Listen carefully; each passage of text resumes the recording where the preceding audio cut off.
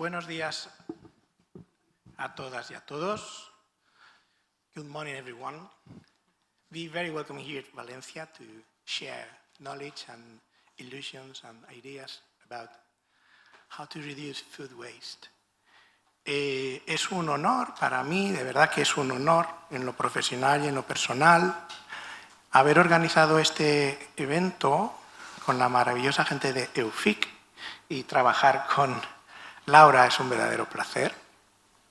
Vamos a dar paso a unas primeras palabras de presentación y de agradecimiento de parte de Laura y más tarde invitaremos al concejal de Agricultura, señor Carlos Mundina, a hacer la apertura oficial. Así que le cedo la palabra a mi querida Laura Fernández, directora general de EUFIC. Muchísimas gracias, Vicente, y muchas gracias a todos vosotros. Es un placer veros tan numerosos aquí y perdonarnos por el retraso. Realmente intentaremos no hacerlo muy largo para recuperar este retraso. También voy a hablar en inglés porque en la mañana vamos a intentar hacerlo en inglés, pero hay traducción simultánea al español y al valenciano. So, good morning, everyone. It's a great pleasure to see you numerous here joining us in Valencia, in the City of Light. And in this emblematic place, the Palacio de Congresos of Valencia, which is not only emblematic from an architectural point of view, as it has been designed by Norman Foster, the British architect, in 1998, but also it is a venue that is committed to sustainability. It is energetically sustainable, but also it has a very interesting program that I hope you will hear more about this afternoon on food waste, on the measurement, the evaluation, and reduction of food waste. This high-level event, a multi-stakeholder perspective on food loss and food waste reduction strategies, is co-organized, as Vicente mentioned, by CEMAS and EUFIC, and held under the framework of the International Awareness Day on Food Loss and Food Waste, which happened on 29th of October, but also under the framework of the Spanish presidency to the European Council. My name is Laura Fernández, I'm Director General of EUFIC, and maybe for those that don't know EUFIC, EUFIC is a consumer-oriented organization committed to improve the knowledge that people have and increase the knowledge that people have on food and health issues in order to empower them and enable better choices with regards to their diet and lifestyle. And one of our long-term goals is enabling citizens to reduce the food waste in their households. As part of that, my colleague Betty will be mentioning more the activities that we undertake on the food waste reduction. I don't have to insist on how urgent reducing food waste is at global level. We are racing against the clock to meet the target for the Sustainable Development Goal 12.3. And we are lagging behind at global level and at European level, and we will hear more about that in the panels on the plenary sessions in the morning. At EU level, reducing food loss and food waste is a key action strand that stems from the Farm to Fork strategy for sustainable food systems, which is part of the wider European Green Deal. And we know that in Europe, we waste at least 88 million tons of food every year, while millions of people, cannot afford a quality meal every other day. That should not happen. And therefore, we need multi-stakeholder action to combat food waste, but also, I would say, it's part of our individual responsibility to take individual action because we are all citizens, we are all consumers, and we can do something about it. Fighting food waste is a triple win. It saves food for human consumption, but it also helps farmers, businesses, consumers to save money, and it lowers the environmental impact of food production and consumption. Today, we are honored to count on the presence of senior officials from FAO, from the European Commission, from ministries from different European countries, from top-level academics of the food waste, and from many different stakeholders along or across the food system, not to mention the cities, the networks of cities, because at the end of the day, action happens at local level. That highlights the huge interest from different actors to do something about this huge challenge, which is complex, and that's why we need to work together. The day will be divided into plenary sessions in the morning, which are streamed, and in the afternoon we will have discussions, and I hope that you will profit from having all these marvelous academics, experts, policymakers, industry, and other stakeholders. So profit from that opportunity to exchange ideas, exchange best practice, and learn from each other. We really hope that you will enjoy the day, that you will learn something new, that you will meet interesting people, that you will have exciting conversations, and hopefully even start new collaborations. With that, I don't know if Vicente, you want to say something else? Thank you very much. Thank you very much.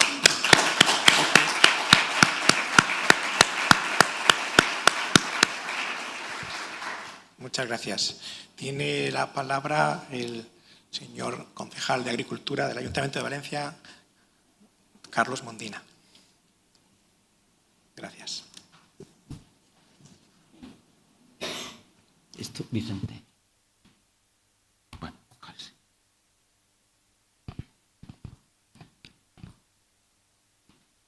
Buenos días, buen día. Me van a pedir y les pido disculpas porque yo no voy a poder hablar en inglés, no tengo el nivel de Vicente y de Laura, y pido disculpas. Lo haré en castellano y, en primer lugar, quiero excusar la presencia de la alcaldesa, que por cuestiones de agenda no ha podido estar en este acto inaugural.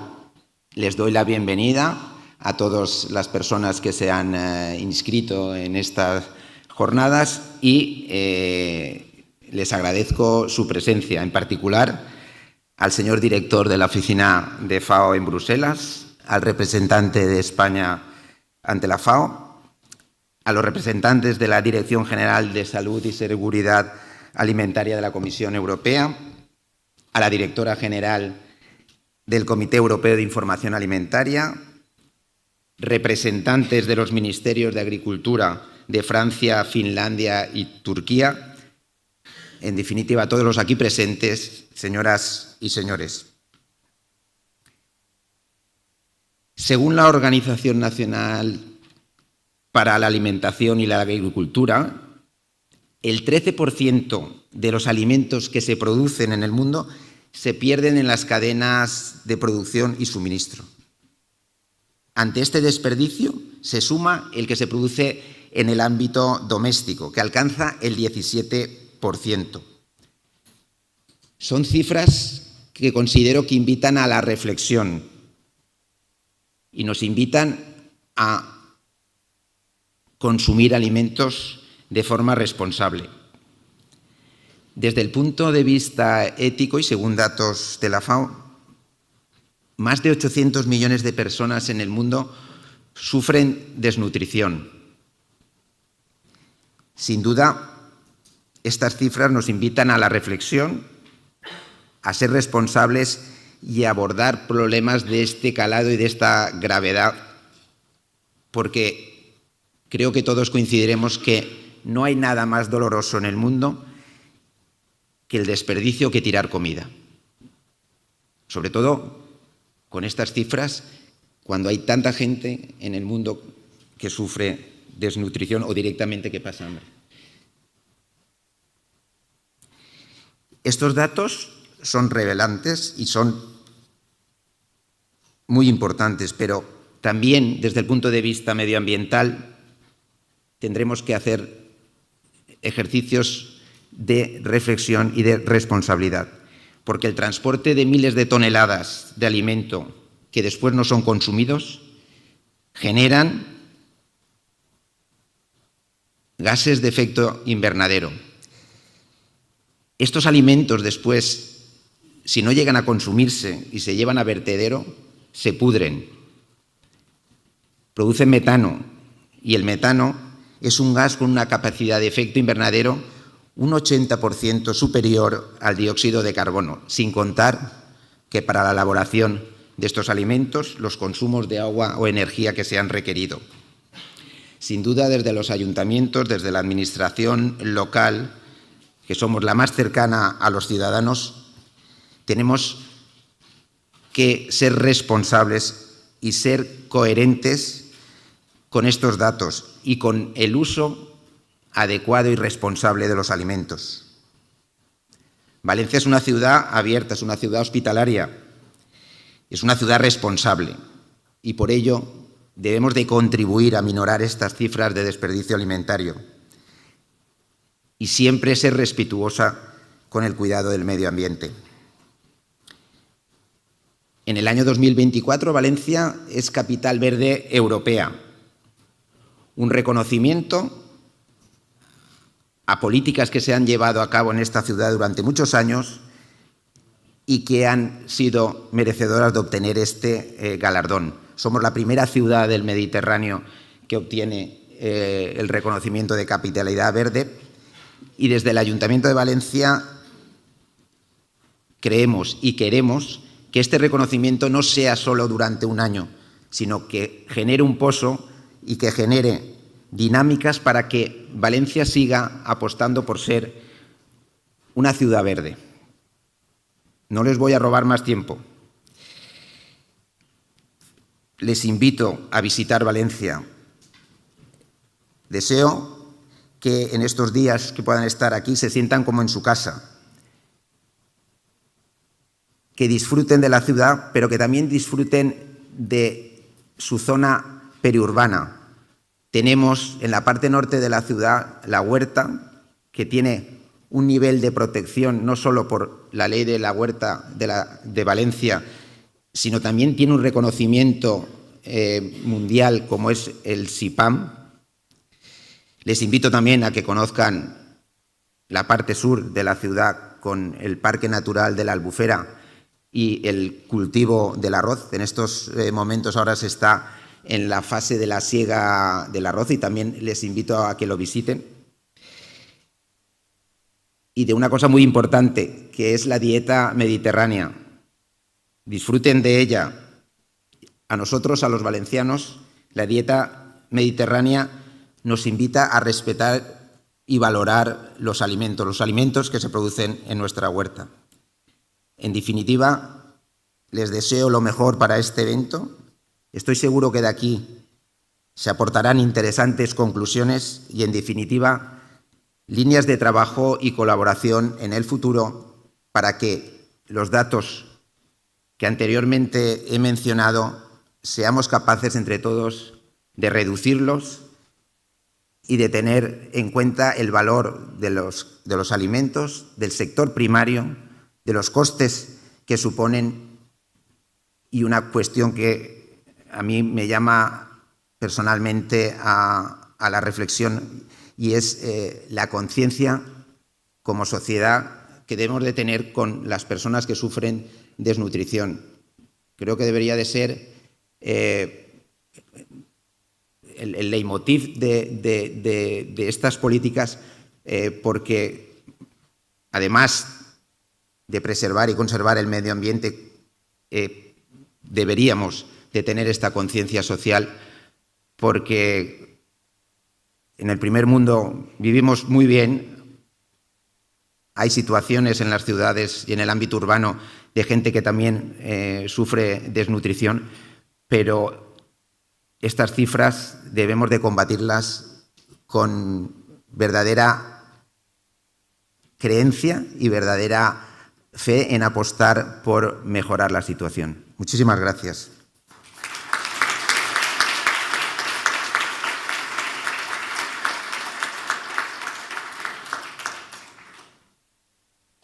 Muchas gracias, señor concejal. Con esas palabras institucionales se da por abierta, por inaugurada esta sesión, esta jornada. Vamos a dar paso a la siguiente mesa redonda que va a moderar nuestra querida Laura en una silla de moderador. E invito a que suban al escenario el señor Rashad Al-Kafaji, director de la oficina de FAO en Bruselas, al señor Juan Prieto, representante de España ante FAO, a la señora Anne-Laure Cassin, de la Comisión Europea, merci, y a la señora Felicitas Schneider. Para nosotros, Felicitas Schneider es un referente mundial en estas cuestiones. Es un honor que esté con nosotros. Muchas gracias.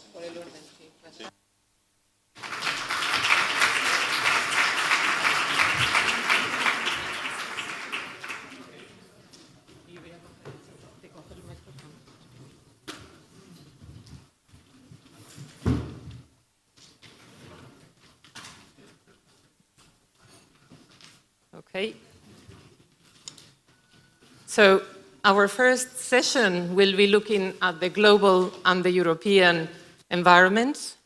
And we will have 4 incredible speakers that are willing to share their experiences. The first one is Rashad Al-Hafaji.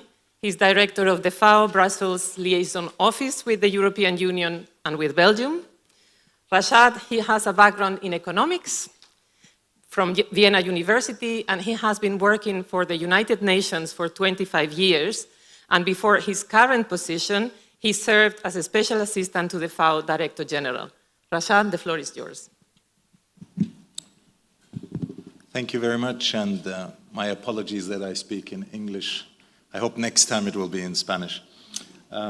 Dear colleagues, dear friends, ladies and gentlemen, let me start by thanking CEMAS and EUFIC for organizing this high-level event that is not only timely but also of great relevance. Let me also acknowledge the administration of the city of Valencia, the administration of an amazing place that we're all lucky to be in today.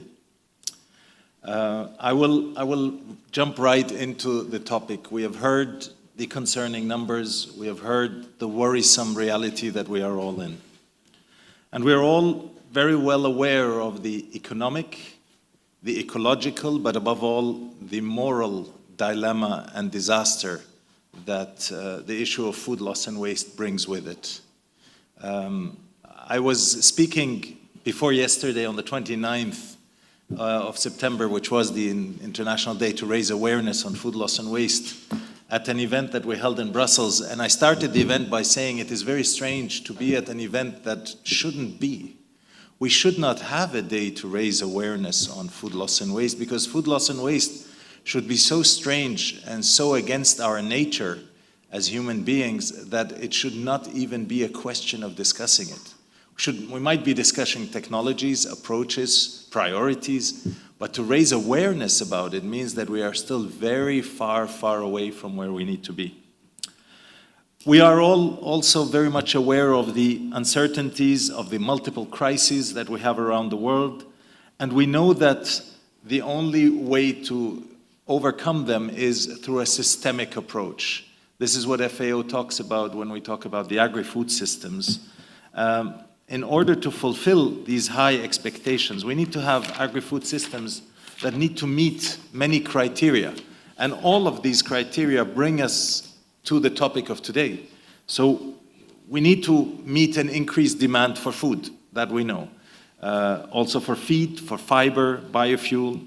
But at the same time, we need to reduce the pressure on our natural resources. We must reduce the greenhouse gas emissions. We must safeguard our biodiversity and our ecosystems. We have to increase the resilience of our agri-food systems to climate crises that are happening more and more often, also to conflicts and other disturbance that happens to the supply chain. We must ensure decent employment, inclusivity. We need to ensure safe and access and nutritious food and healthy diets for all. This is the system that we are thriving for. This is the goal that we want to get to. We know that we are not there. We know that we have about 59 million tons of food waste only in the European Union every year. And those are numbers that are flabbergasting. I will not take too much of your time with repeating to you what you read quite often, but let's jointly think about what do we need to do? Where are the steps? I want to highlight a few points that set the scene for what is needed, such as investment in infrastructure, especially in the rural areas, in agri-food systems, to ensure that what is produced has a good access to the market and is not lost on the way there. I always think, ladies and gentlemen, I grew up partially in West Africa, and I always think of the Senegalese mango, one of the most delicious fruits you can imagine. More than 50% of it gets lost between the field and before reaching a consumer. This is madness. We need to do something about something like that. It's very simple. You do not need to be a scientist. It's not anything too complicated. We need solutions for these things. Circular economy, a concept that is very well known by now and also applied in many places, but it needs to increase efficiency, sustainability, and the reduce of losses and wastes. We need to identify the true cost of food. This is a topic that also within the European Union and within the developed world is becoming more and more interesting. We need to make the hidden costs, we need to sort of reveal the hidden costs of food. We need the legal infrastructure to provide incentives and to make it more attractive to be a farmer, to be a producer of food, to make it also attractive for next generations, for young people to join the food production. Obviously, we also have to talk about developing value chains and trade. But to leave you with a few comments about where we from FAO see a very much hands-on approach of what needs to be done for food loss and waste. Let me start with data, because we need reliable data. It's critical to informing actions to reduce food loss and waste, in order to assess the greenhouse effect, in order to increase the supply chain efficiency. We need to understand more about the problem in order to address it. So data is absolutely essential. And this means assessing the flow of food, the consumer behavior, the interaction with pricing, seasonality, many of these matters. And by the way, we will always be thinking that we have the urge to either reinvent the wheel or to look for nails because we have a hammer in our hand. But in both cases, quite often the knowledge is that of our great-grandfathers and of generations before us who had managed the issue of food very well. So the knowledge exists. It's a matter of disseminating it. It's a matter of acknowledging it. There's the issue of inclusiveness. So we have youth, we have women. We know that they have to play a key role in mainstreaming the concepts of saving food and avoiding waste. And there again, households as the nucleus of communities with the wisdom of our mothers, our grandmothers, is absolutely essential. And then I come to cities, and we are here seeing an excellent example of how cities can contribute through the city of Valencia. Cities are key in the approach of avoiding food loss and waste, and not only because about 70% of what is consumed in cities, but also because urbanization is a phenomenon that is continuing globally, which means that the way that cities are designed, the way that cities are understanding the issue of circular economy, of avoiding food loss and waste, is absolutely central. Let me, in that context, briefly highlight that FAO has an initiative called the Green Cities Initiative, and this initiative is basically built as a platform to exchange knowledge, to exchange best practices, and that we are very eager to make this also mainstreamed and very well known across the European Union. As you know, I'm the director of FAO's office within the European Union, but also as the global level. And finally, the matter of innovation. And when we talk about innovation, quite often the mind goes right away to drones and robots and sort of a science fiction world. But that's not the case. Yes, technological innovation is important. Yes, it plays an important role. But so does many other parts of the innovation puzzle. Approaches, processes, the way we think about food, the way we understand where food comes from, the way we understand how we store it, how much of it can be used at what time. I was absolutely amazed this morning in a meeting we had with the managers of this conference center, hearing about the approaches that they are testing to find out how they can avoid food loss and waste. And they're doing that successfully. And it's attracting more customers to the conference center because people want to do good. Businesses want to do good. It is also, and that is a part of the puzzle, absolutely essential to make sure that people understand that avoiding food loss and waste is a win-win. It is not a charity. It is something that brings advantages for everybody. And I always take the example of hotels and your towels when you're in a hotel. If you remember, there was a time where suddenly all hotels discovered how green they are by putting nice posters showing, you know, the ice, the polar bear and the ice capes and the globe. And the main idea behind it was avoid throwing your towels every morning on the floor and having them rewashed. Yes, it has a great impact on the ecosystems and it's great for nature, but it's also very good for the hotel's management, and that's why it's done. But it worked, and we need to find similar solutions when it comes to food loss and waste. From a moral perspective, it is absolutely clear that we need to go back to how the respect of our ancestors, of our grandfathers was to food. I remember that in our household, if a piece of bread fell on the ground, my grandmother would take it and kiss it, showing us the respect that food has. And this is across all cultures and religions and creeds. Finally, I want to leave you with the idea of that reducing food loss and waste is central also for the transformation of the agri-food systems that we need, because we need to make our agri-food systems more efficient, more inclusive, more sustainable and more resilient. And we can only do this if we focus on a better production that includes a better nutrition, but that takes absolute care of a better environment and that leads us to a better life for all, leaving no one behind. And I thank you.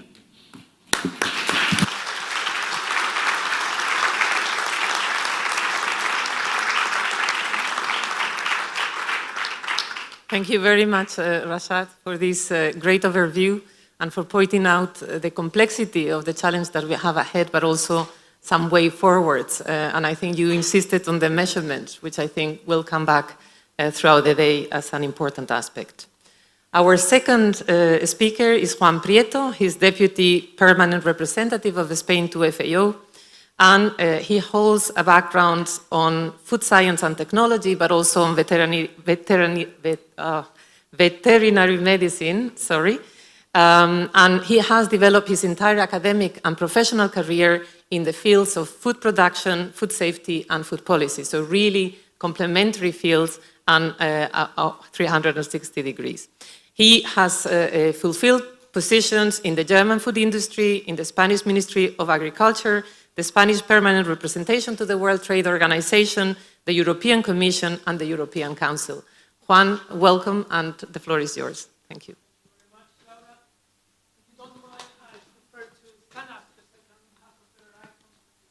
Sure. I'm not that tall, so it helps me to be here.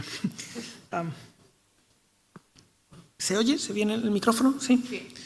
Bueno, muchísimas gracias en primer lugar al CEMAS, a la ciudad de Valencia, a la organización en definitiva de este importante y necesario evento. Es un placer para nosotros estar aquí porque la relevancia social que tienen este tipo de actividades contribuye a tres cosas fundamentales, a mi juicio, que tenemos que tener todos presentes. En primer lugar, a trabajar por la concienciación progresiva de la ciudadanía, muchas gracias, que es el pilar fundamental para avanzar en casi todo. Desde luego, en los estados democráticos y derechos no se puede avanzar sin la conciencia ciudadana. Avanzar también de la mano de la atención mediática como herramienta fundamental precisamente para trabajar en pos de esos objetivos. Y a contribuir al fortalecimiento de la responsabilidad política en todos sus estamentos. Por tanto, me parece que iniciativas como estas son de agradecer en primer lugar y de felicitarse en segundo. Estamos ante una realidad, la de la pérdida del desperdicio alimentario, que es injustificable. Lo es injustificable desde el punto de vista ético, desde el punto de vista político, desde el punto de vista social. Pero también lo es, o por lo menos está injustificada, desde el punto de vista estrictamente productivo, estrictamente técnico y estrictamente comercial dentro de un mundo globalizado en el que hay capacidad, como ya se ha dicho, para alimentar a la población. Y sin embargo tenemos un 9% de la población mundial, en torno a los 750 millones de personas en este momento, que padecen hambre, con toda la sonoridad de esa palabra, y 2.400 millones, un 30-31% de la población mundial, que padecen inseguridad alimentaria en sus distintos grados. La pérdida y el desperdicio alimentario tienen implicaciones evidentes, por tanto, en la seguridad alimentaria, pero también, como se ha dicho, en la economía, gracias Rashad por tu indicación al respecto, en el medio ambiente y más allá. Es una amenaza directa para la paz y la estabilidad globales. Migraciones incontroladas, conflictos de mayor o menor severidad, riesgo y peligrosidad vinculados a la inseguridad alimentaria. Así que ante esa realidad que es global, necesitamos una respuesta global y, de hecho, la lucha contra la pérdida y el desperdicio alimentario constituye uno de los principales objetivos de la Agenda 2030 y de sus objetivos de desarrollo sostenible. Pero, ¿qué es? ¿De qué se habla cuando se habla de pérdida y desperdicio alimentario? Porque hay distintas definiciones en la literatura científica y académica, pero en definitiva estamos ante dos fenómenos interrelacionados que describen la pérdida cuantitativa, cualitativa y económica de la producción alimentaria. De acuerdo con FAO, a lo largo de toda la cadena alimentaria se distingue, esto imagino que sobra para la mayoría de los presentes, la pérdida alimentaria hasta el comercio minorista y el desperdicio alimentario, lo que se cuela a partir de ese punto en el consumo directo. Como decía, es un problema que encaja en los Objetivos de Desarrollo Sostenible de la Agenda 2030. El ODS número 12 de la producción y el consumo responsable cuenta con la meta 12.3, que es reducir precisamente la pérdida del desperdicio alimentario en un 50% de aquí al 2030. El tiempo ya apremia, porque los objetivos aún no están conseguidos. Pero es un ODS que, como todos, se basan en la interrelación entre los mismos y en el efecto multiplicador entre ellos, porque es evidente que este ODS 12, con la meta 12.3 de la pérdida del desperdicio la reducción de la pérdida del desperdicio alimentario, afecta a toda una pléyade de ODS. El 2, por supuesto, de hambre cero, el 6 del agua limpia y su saneamiento, el 11 de las ciudades y comunidades sostenibles, el 13 de la acción por el clima, el 14 de la vida submarina, por la importancia nutricional que tienen nuestros recursos marítimos, o el 15 de la vida de los ecosistemas terrestres. Pero además tiene efectos acumulativos en toda otra serie de ODS de los 17. El 1, evidentemente, el del fin de la pobreza, el 8, el del trabajo decente y el crecimiento económico, el 10, el de la disminución de las desigualdades sociales, el 7, el del empleo de una energía asequible que no sea contaminante en las actividades humanas y, por tanto, también en la producción alimentaria. El 9, de la industria, la innovación y las infraestructuras. Y el 17, que son las alianzas necesarias, y este es un ejemplo magnífico de ello, para lograr estos objetivos. Y para lograr esos objetivos hay que medirlos.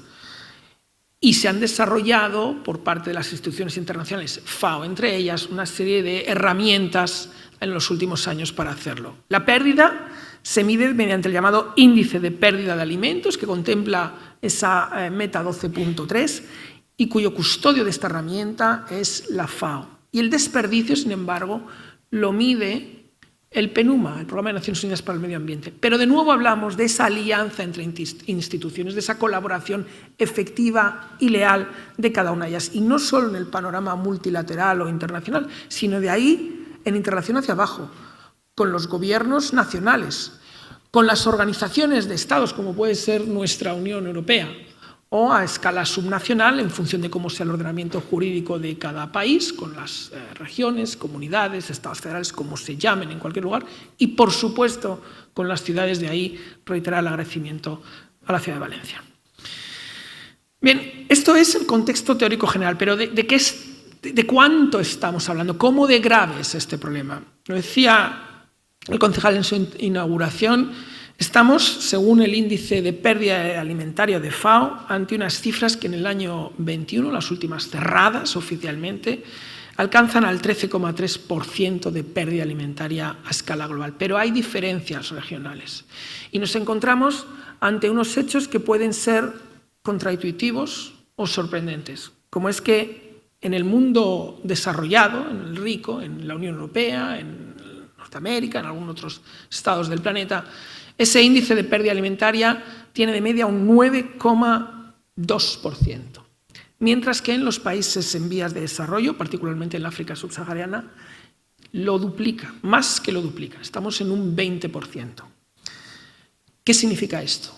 Pues que hay una buena parte del mundo, la mayoritaria de hecho, en la que hay una menor capacidad, unas menores infraestructuras productivas y comerciales que redundan en una mayor pérdida, y lo veremos también, desperdicio alimentario.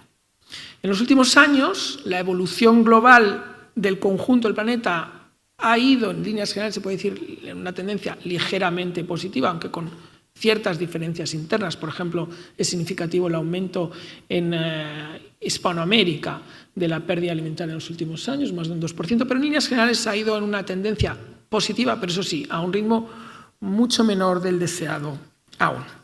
Y dentro de Europa, de la Europa en su conjunto geográfico, no la Unión Europea, que yo se lo dejaré a mis colegas de la Comisión, también hay diferencias, porque la pérdida alimentaria en la parte rica del continente, por simplificarlo, el norte y el oeste, es mayor que en la parte más necesitada, el este y el sur, en líneas generales. Esto es un mensaje distinto al que hemos dicho antes para el conjunto del mundo, en el que el mundo desarrollado pierde menos que el mundo en desarrollo. Pero dentro del continente europeo la diferencia es siguiente. ¿Qué quiere decir esto?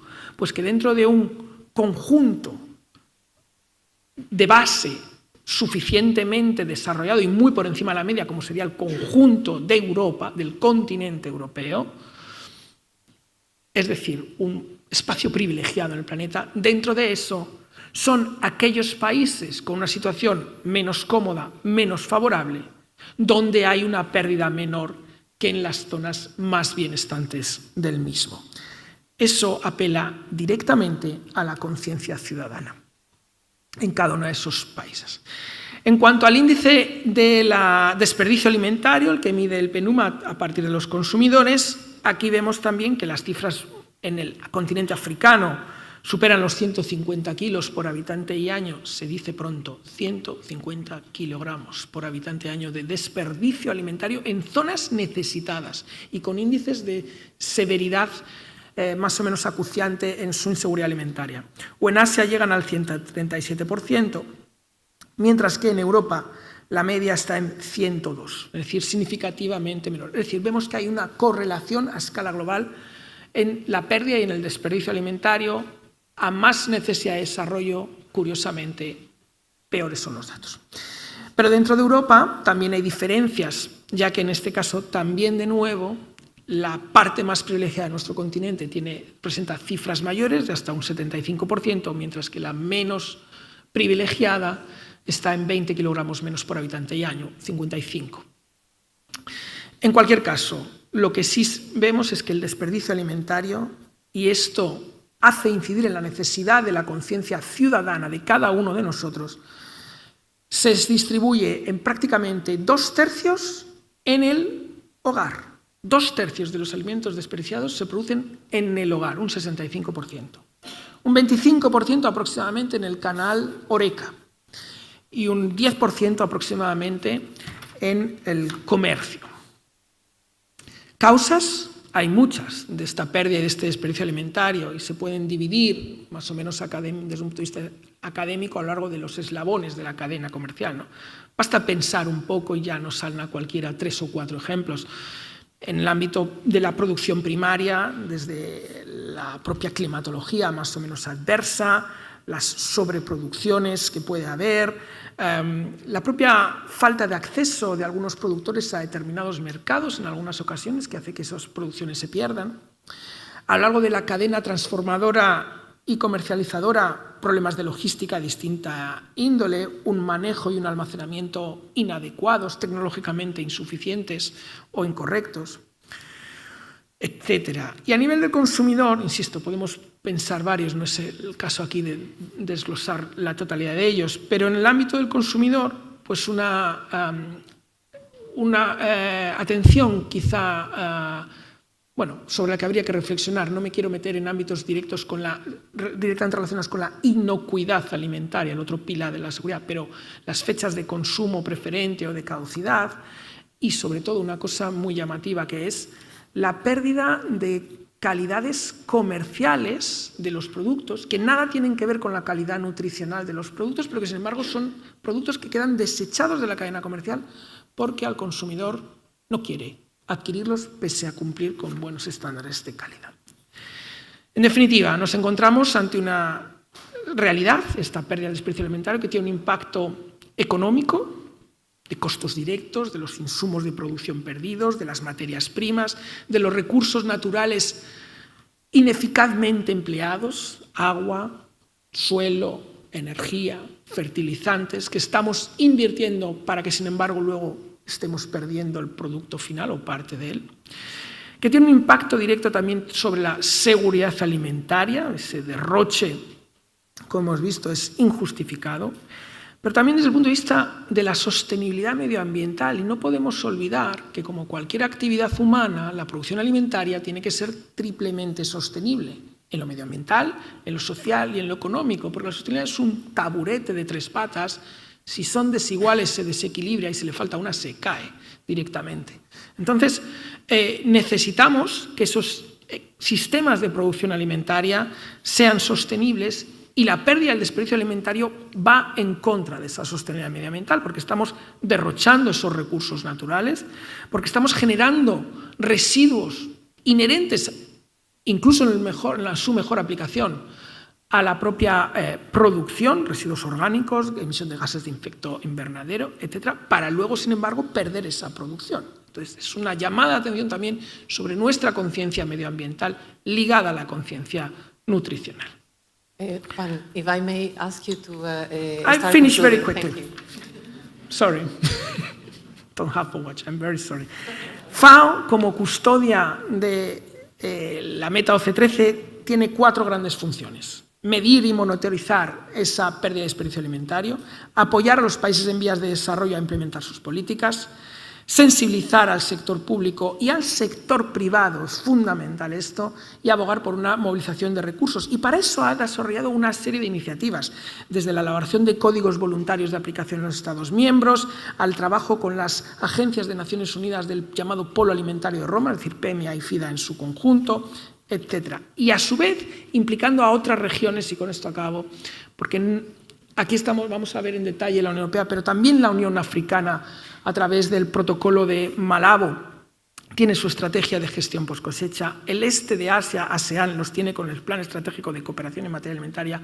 O Iberoamérica tiene, a través del Parlatino, una iniciativa muy curiosa, muy importante, porque es la primera región que ha desarrollado un corpus legislativo para toda América Latina y el Caribe en materia de desperdicio alimentario. Concluyo ya haciendo esa llamada a la necesidad de frenar este drama desde el punto de vista global, nacional, pero también personal, porque como hemos visto al principio, y con esto cierro, ello contribuye a despertar la conciencia ciudadana, a despertar la atención mediática y a despertar la responsabilidad política. Muchas gracias.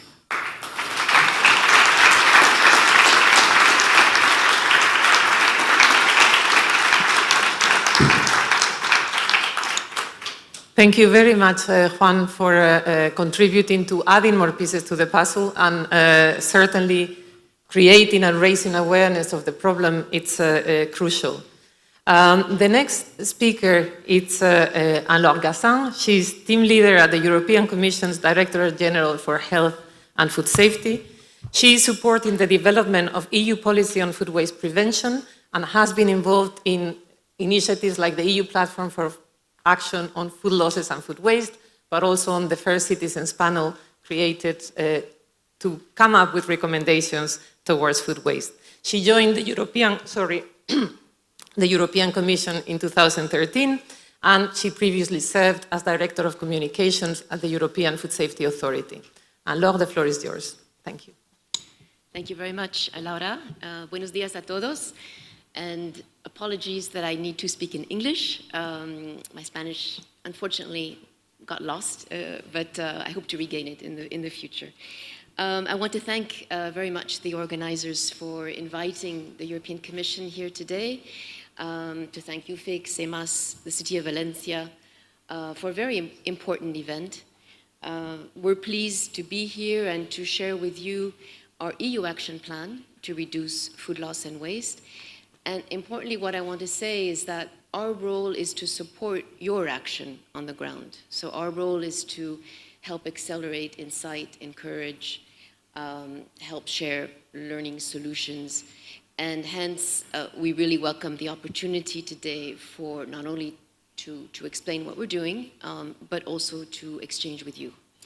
So if I can have the next slide, I don't know if there's a slide or if you want to do it for me. Ah, okay, thank you, sorry. Yeah, I do like that, should work. Great, okay. So we've spoken already a lot today about Sustainable Development Goal 12.3 and this ambitious target that we have set. Ambitious now when we look and realize that we only have 7 years to go to reach this target.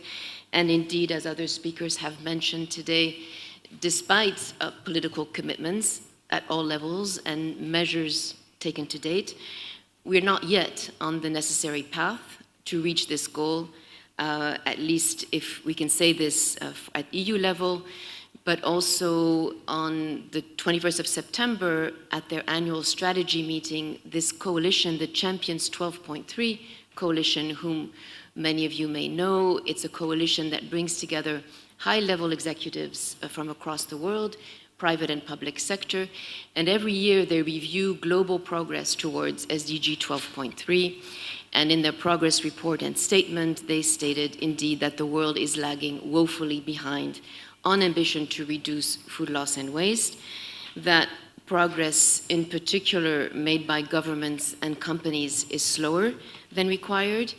And that's, of course, disheartening when, again, as has been said before by speakers from FAO and others, the importance of reducing food loss and waste if we are to transition to a sustainable food system.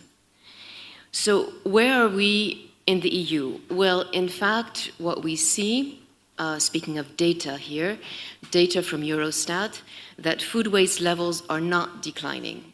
Okay, there are some exceptions in some member states, but overall across the EU, we're fortunate to have a common harmonized methodology for collecting data on food waste and reporting data that is done at member state level and then to the European Commission. And Eurostat last week on the International Day of Awareness of Food Loss and Waste published their second round of monitoring. And they found that indeed overall in the EU where food waste generation is stable at over 58 million tons. And the lion's share of that is indeed at consumption. So some 70% of food waste arises at consumption, primarily in the home, but also out of home.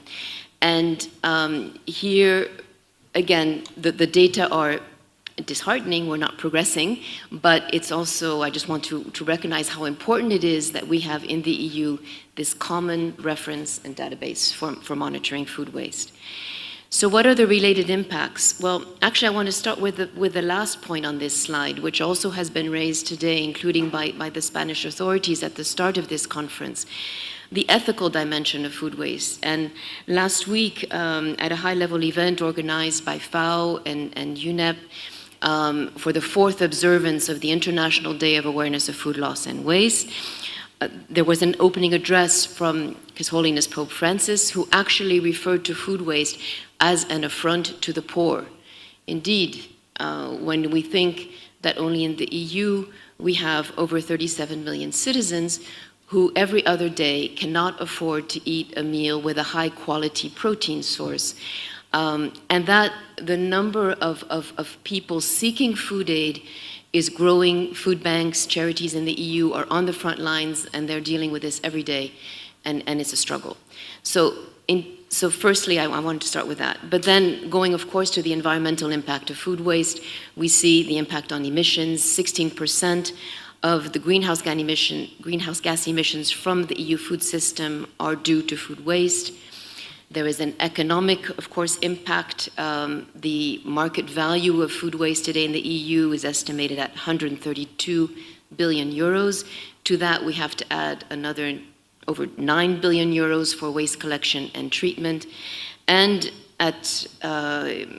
for ourselves in our lives and in households, indeed, this means wasting food means unnecessary spending for food that is then lost. So this is what we're seeking, of course, to address worldwide and at EU level. Now, progress indeed has not been sufficient in the EU, and so within the Commission we reflected on what can we do more of, what can we do more of beyond the measures which are already in place.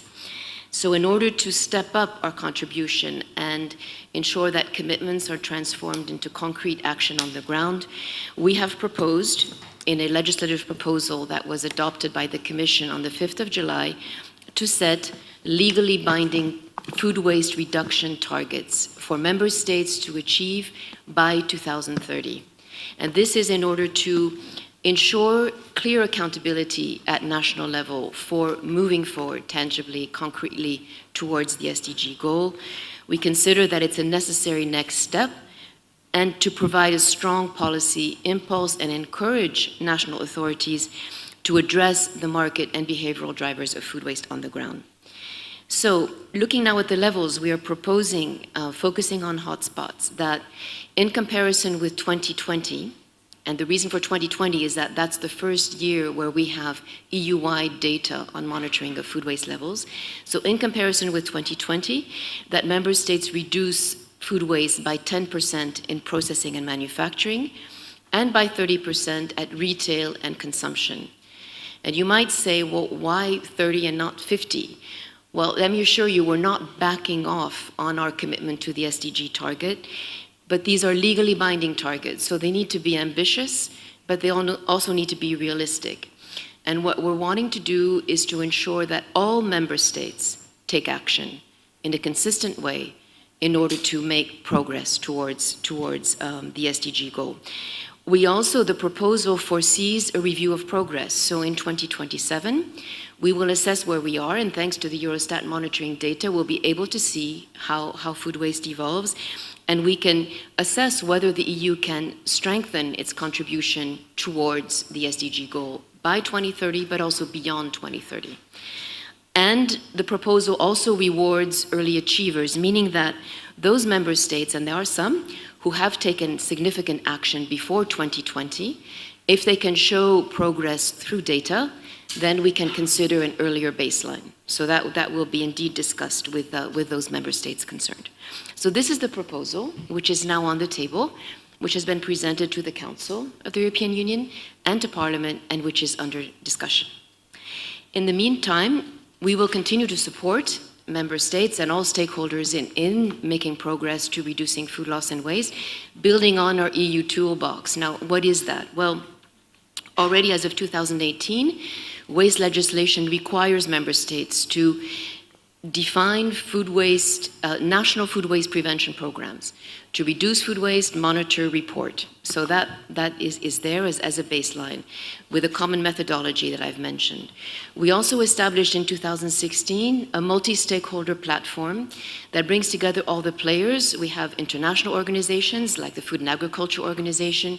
We have all of the member states.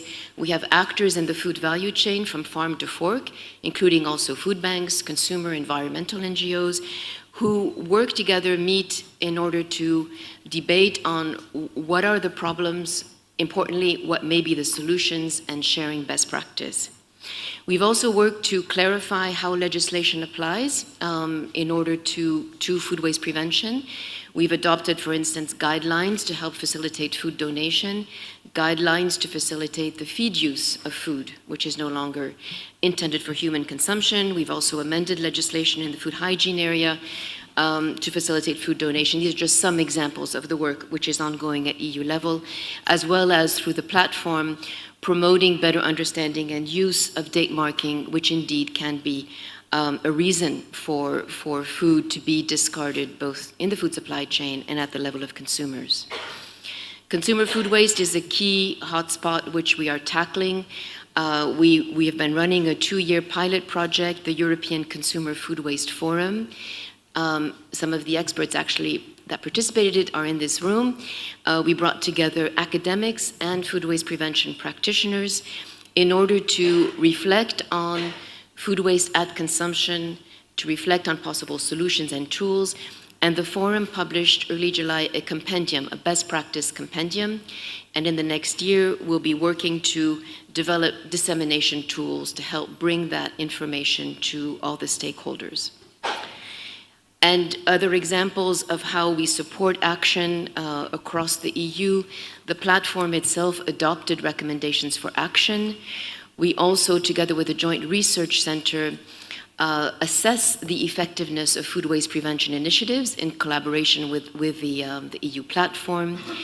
Horizon Europe, of course, is an important instrument, funding instrument on research and innovation on food loss and waste prevention, and we also have more recently awarded action grants to support food waste prevention, including consumer food waste. At EU level, we have a digital resource center, the EU Food Loss and Waste Prevention Hub, that I would encourage all of you to visit. Please publish your initiatives, your resources, your learning. And on this website, you will also find dedicated pages where member states update their own policy actions in the area of food waste. So in closing, almost, one last slide from me, I want to speak about citizens' engagement for a minute, which I think must, of course, be part and parcel of your work at city level. The Commission had the opportunity to convene a European Citizens Panel last year. It met 3 times, in December, January, and February, to debate and reflect specifically on the issue of food waste. This was the first Citizens Panel convened by the Commission in advance of a legislative proposal, so to help inform also our policy work. And we asked citizens to think about what should be done to step up action across the EU to reduce food waste. And citizens were very enthusiastic about this exercise, and their deliberations were also very ambitious, impressive. I mean, they took a food systems approach. They didn't just look at food waste, they looked at food systems in their entirety. And it was interesting to see how their proposals focused not only on reducing food waste, but also ensuring a more fair, equitable food system that ensures solidarity, and that was a key focus of their work. You can discover, if you're not aware of these, their recommendations are published. And the recommendations were also reflected in our legislative proposal, because we refer there to in encouraging integration of work between all actors, and also introduced or proposing to introduce new measures encouraging member states to support consumer behavioral change. So that was inspired also by the dialogue with EU citizens. And in order to make sure that the citizens' ideas and recommendations are well understood and heard by all, we're organizing early November a joint meeting of the Citizens Panel and the EU platform, so that the citizens can present their recommendations and they can directly exchange with those who are on the ground implementing policies in their countries to reduce food loss and waste. So with that, I just leave you with a few web links so that you can be further informed about our work and stay in touch. And again, I thank you and really look forward to this day and to exchanging with you about your activities. Thank you very much.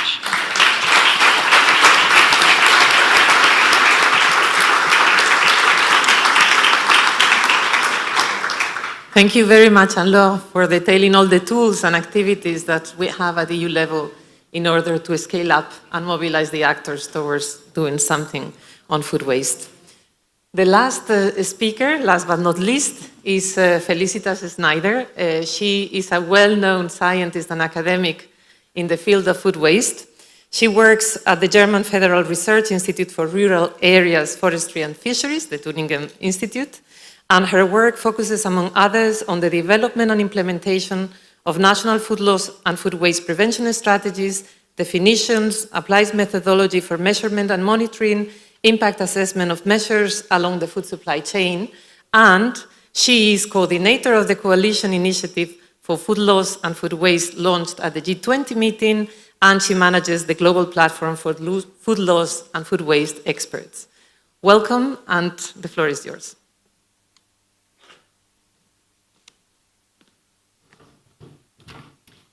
Yes, thank you so much for the introduction. It's an honor to be here today. Good morning. I'm very interested and curious to have an exchange with all of you. And I would like to present some selected examples how the collaboration initiative, Food Loss and Waste, tries to connect the global, the regional, and the local actions. So what is the collaboration initiative? It was raised at the meeting of agricultural chief scientists at the G20 in 2015. This was under the G20 presidency of Turkey. So welcome, colleague from Turkey. Thank you very much for this initiative. And Germany took over the lead of this initiative and also finances the coordinator, and that's me. So and I'm located at the Thünen Institute, and as you already heard, we are a federal research institute, so we belong to the German Ministry of Food and Agriculture. So we are not a university, but we are a federal research institute. And the aim of the initiative was to concentrate the research and political consulting capacities of the G20 members in order to mobilize a noticeable reduction of food loss and waste on a global scale, to have a cooperation among the G20 countries. But as we developed our initiative, we found out that our activities and the cooperation should not be restricted to G20 members or guests, but should be open for all the countries and for all the stakeholders, so not G20 members and not restricted to governmental bodies only. This is very important. And I selected some activities just to show what is going on the different levels. So the first one is the activities on the G20 governmental level. So this might be very boring for you if you hear it the first time, but it's very interesting to see also the trends on a global scale and the priorities on a global scale. The first issue is that since 2015, all the MAX G20 communiques include food loss and waste as an important issue on a global scale. And also in 2020, the water ministers were included. So you say, water minister, huh? What's that? So this was the presidency of Saudi Arabia. And in Saudi Arabia, there's their own ministry of water. And so this is an example to show that also the interministerial cooperation is very important. So not to only discuss with the Ministry of Agriculture or the Ministry of Environment, perhaps also the Ministry of Social Affairs, but also to keep an eye on the law departments and also other issues, because food waste is a very complex issue. Food value chains are very complex, and a lot of different points of view have to be involved and considered.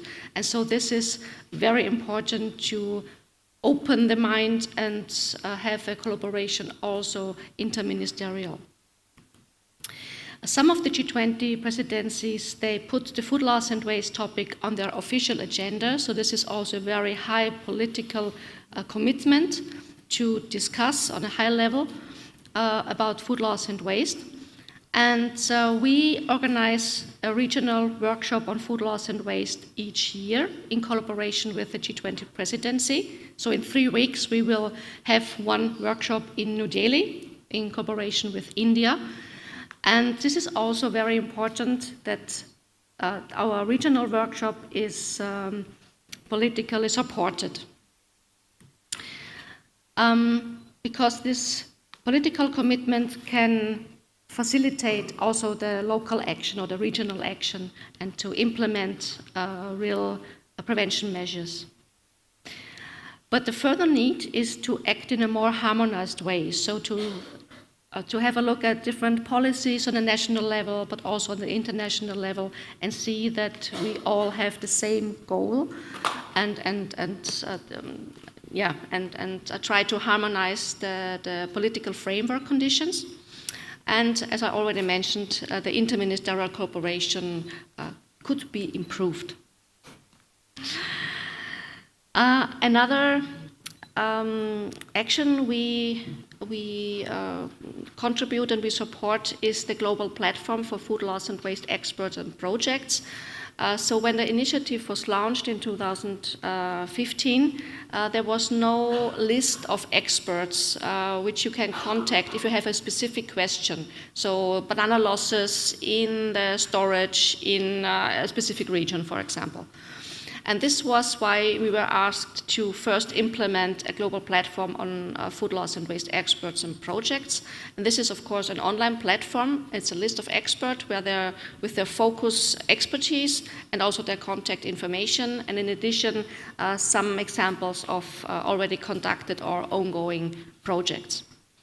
And the aim is to make it easier to also for political decision makers to find experts for a specific problem, to share expertise and knowledge, and not to have to read all the scientific literature on a global scale to find the one specific expert you need in your situation. We also try to increase or facilitate capacity building. So we are not at a university, but we are able to host and train researchers and students. So we also host some PhD students dealing with the topic of food loss and waste. My recent PhD study comes from Zimbabwe, so it's very interesting to learn from her and to learn more about the low-income households and street markets in Harare. And we also support colleagues with the publication of their results, because if you have a huge data collection and don't know how to communicate and to share your knowledge, which is very valuable for other colleagues, this is also a barrier to increase the impact of food loss and waste research and also activities. So we support also the publication of research projects, for example. And we also participated in international working groups and boards, for example, at the United Nations Economic Commission for Europe, the FAO. We have a cooperation with the United Nations Environmental Programme. There is also one management standard in preparation under the International Standard Organization. And today in the morning I welcomed a colleague from France, a country which is also busy in this group, and we hope to have the first draft of this management standard ready next year. And we also participate in research projects to share our knowledge and to collaborate with different countries and regions. So we already heard thinking global is the first step, and this is why our initiative supported that an International Day of Awareness of Food Loss and Waste, this proposal was submitted to the United Nations in 2018. The idea comes from Argentinian government. So they asked us, is this a good idea? We want to have a proposal. And I said, so as we already heard in the first presentation, it should not be necessary to have such a day, but unfortunately we have to have such a day. And so we supported the Argentinian ministry to raise this submission, and finally on September the 29th, this was the first day was in 2020. So the September 29th is because on that day the specific food law against food waste in Argentina passed the Argentinian parliament. So this is why we selected this specific day. So coming from the global level to the regional level, I already mentioned our regional food loss and waste workshop series. We started in 2017, when Germany had the G20 presidency. And since then, we connected 750 participants from 86 countries in regional workshops, which are not only dedicated to the specific G20 presidency country, but also to the neighboring countries.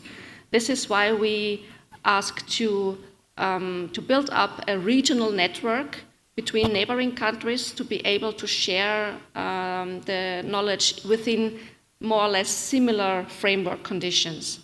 And as you can see, we have not only plenary sessions, but we also have working groups with active issues and topics and discussions. and the participants, they have to do something in our workshops. And one of the most amazing outcomes of one of these workshops was in 2018, the call to Buenos Aires Action on Food Loss and Waste. It was signed after the workshop.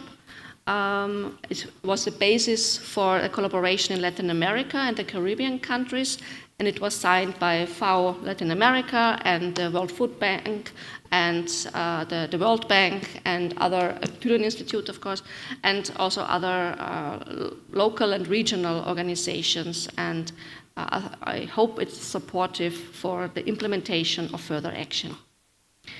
So from my point of view, or from our point of view, it's very important to facilitate the regional stakeholders' cooperation and networks as well. And finally, you should act local. And we already heard on Friday, it was the International Day of Awareness. And each 29th of September or the next weekend after this day, we organize a SNP party in Braunschweig. This is the headquarters of a Thünen Institute. So we have a cooperation with local initiatives like food sharing. So they collect the surplus food from retailers and farmers and markets.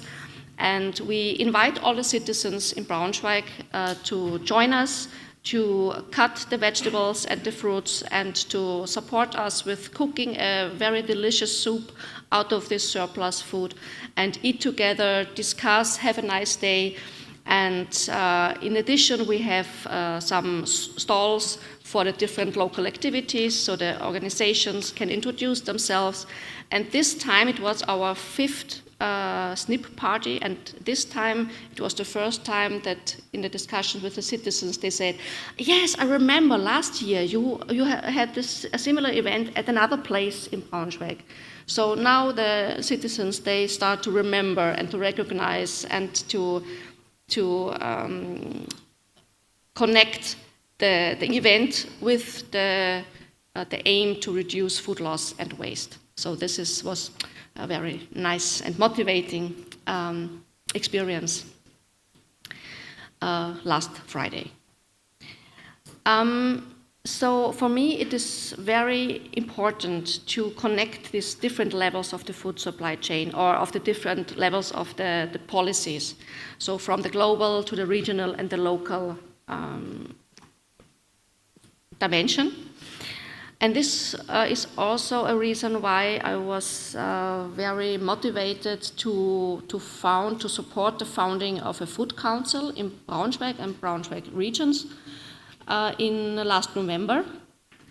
And it is designed as a citizens' council with a small steering group of only 4 people.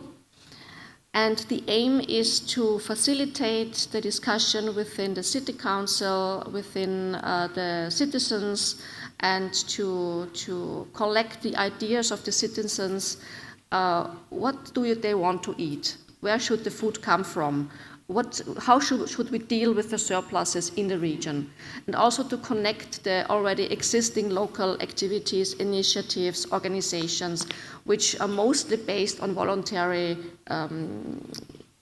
support, so on volunteers. And we have different working groups. Of course, food waste is one of the working groups, but also community catering, edible city, food co-ops, nutritional education, local producers, and so on. We just started 10 months ago, so yeah, we are still under development and have to find our normal procedure. But we already have a cooperation with other food councils in Germany, but from my point of view, there is the urgent need to connect also on an international basis, and so this is my interest, and I'm very keen to be here today to be able to hear and learn more about the activities from other cities. And I hope I can take some actions with me to Braunschweig, and I will fight for it. And here you can see the funding, so the vote, who wants to found a food council in Braunschweig. So yeah, everybody raised his hand, so that's great. So what should be the next steps? So we will continue to build on multi-stakeholder networks, as I already mentioned, between regions, disciplines, but also different food supply chain levels. I agree on what the previous speakers mentioned, that we need to monitor and evaluate to learn more about efficiency and effectivity of implemented food loss and waste prevention strategies and measures, to identify also trade-offs and rebound effects. So there might be also some negative outcomes, so we should be aware and to manage those as well. And yes, we have to translate national strategies to local activities, and of course, overall, the cooperation is the key issue. So thank you very much, muchas gracias, and I'm looking forward to a fruitful discussion. Thank you very much.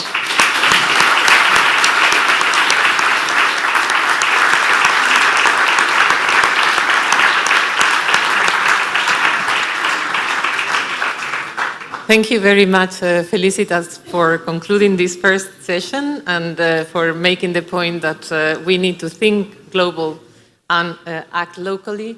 And your point on the awareness raising, which increases over time, and it was beautiful to see that it's only after some years that people start really grasping it. And that is to say that we really need to keep putting efforts, continuous efforts, into creating that awareness and taking action. So thank you very much to the panel. A warm hand to all of them. Yeah.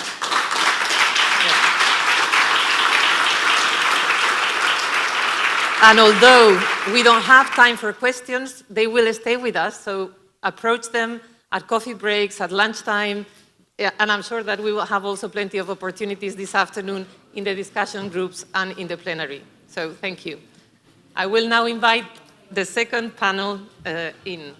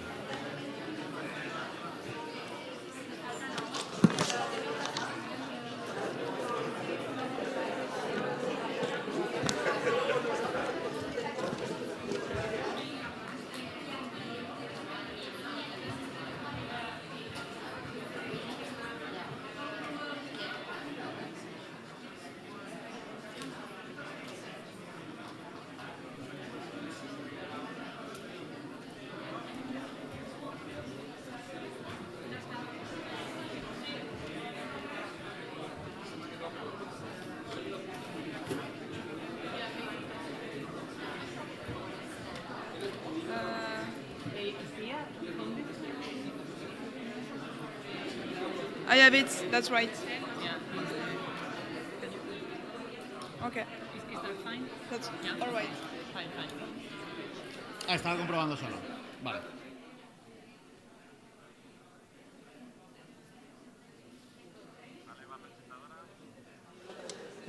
Hello. Hello, everyone. Please take your seats. And although we have a slight delay, it's nothing that we can not deal with. And as Felicitas pointed out in her speech, the political will is very important for advancing on the food waste and food loss actions. And this panel brings how are food loss and food waste actions incorporated in public policies. We have 4 representatives from ministries from different European countries. The first one is Maïwen Loire. She's in charge of food waste and food insecurity, as well as sustainable food at the Directorate General for Food of the French Ministry of Agriculture and Food Sovereignty. She has a very interesting background, a fascinating one, on agronomy, biology, ecology and evolution, biodiversity, dynamics and conservation, and a doctorate in agroecology and microbiology. So with that, my Wen, the floor is yours. Thank you. So, buenos días. First of all, I would like to excuse me for my strong French accent, so I'm sorry for that. It's truly an honor for me to give this talk on policy put in place by France to fight against food waste. Sorry. You hear better. Yeah, sorry. As you know, the fight against food waste is a subject at the crossroads of ethical, economic, environmental, social, and health issues. But precisely because of its numerous dimensions, it requires political ambition, investments, innovation, and above all, the commitment of all the players to involved to permit large-scale changes in practice. Food waste makes no economic, social, or environmental sense. In the context of inflation and climate change that we are all facing, the challenge to fight against food waste is more than ever at the heart of our concerns. The French government took action very early on in 2013 to tackle the issue of food waste. France has committed itself into an ambition which is written in law, and it goes beyond the Sustainable Goal Objective 12.3, and it consists in halving food waste by 2025 in the retail and in the collective catering sectors, and by 2030 for the other sectors. The resulting ambitious national policy to fight against food waste is based on two levels. The first one consists in developing a national incentive framework, and the second one consists in implementing a legislative arsenal at national level. So firstly, I would like to present you the national incentive framework put in place in France. In this context, I would like to point out the fact that the fight against food waste is a priority for food policy in France, which is driven by a tool. This is called the Food National Programme. And this food program is written in law also, and it sets out the objective of food policy. This program includes three strategic axes, namely social justice, food education, and food loss and waste prevention. France has also set up an organization that mobilizes all the stakeholders involved. This organization is called the National Pact Against Food Waste. This pact was set up in 2013, and it brings together voluntary public and private players from the entire food chain with the aim of reducing food waste. France has also encouraged manufacturers to clarify consumption dates on food packaging via a decree. This decree proposes additional information to limit food waste linked to misinterpretation of consumption date, in particularly minimum durability dates. And the decree proposes two additional information for optimal testing, or this product may be consumed after this date. In addition, France has also introduced a national label against food waste.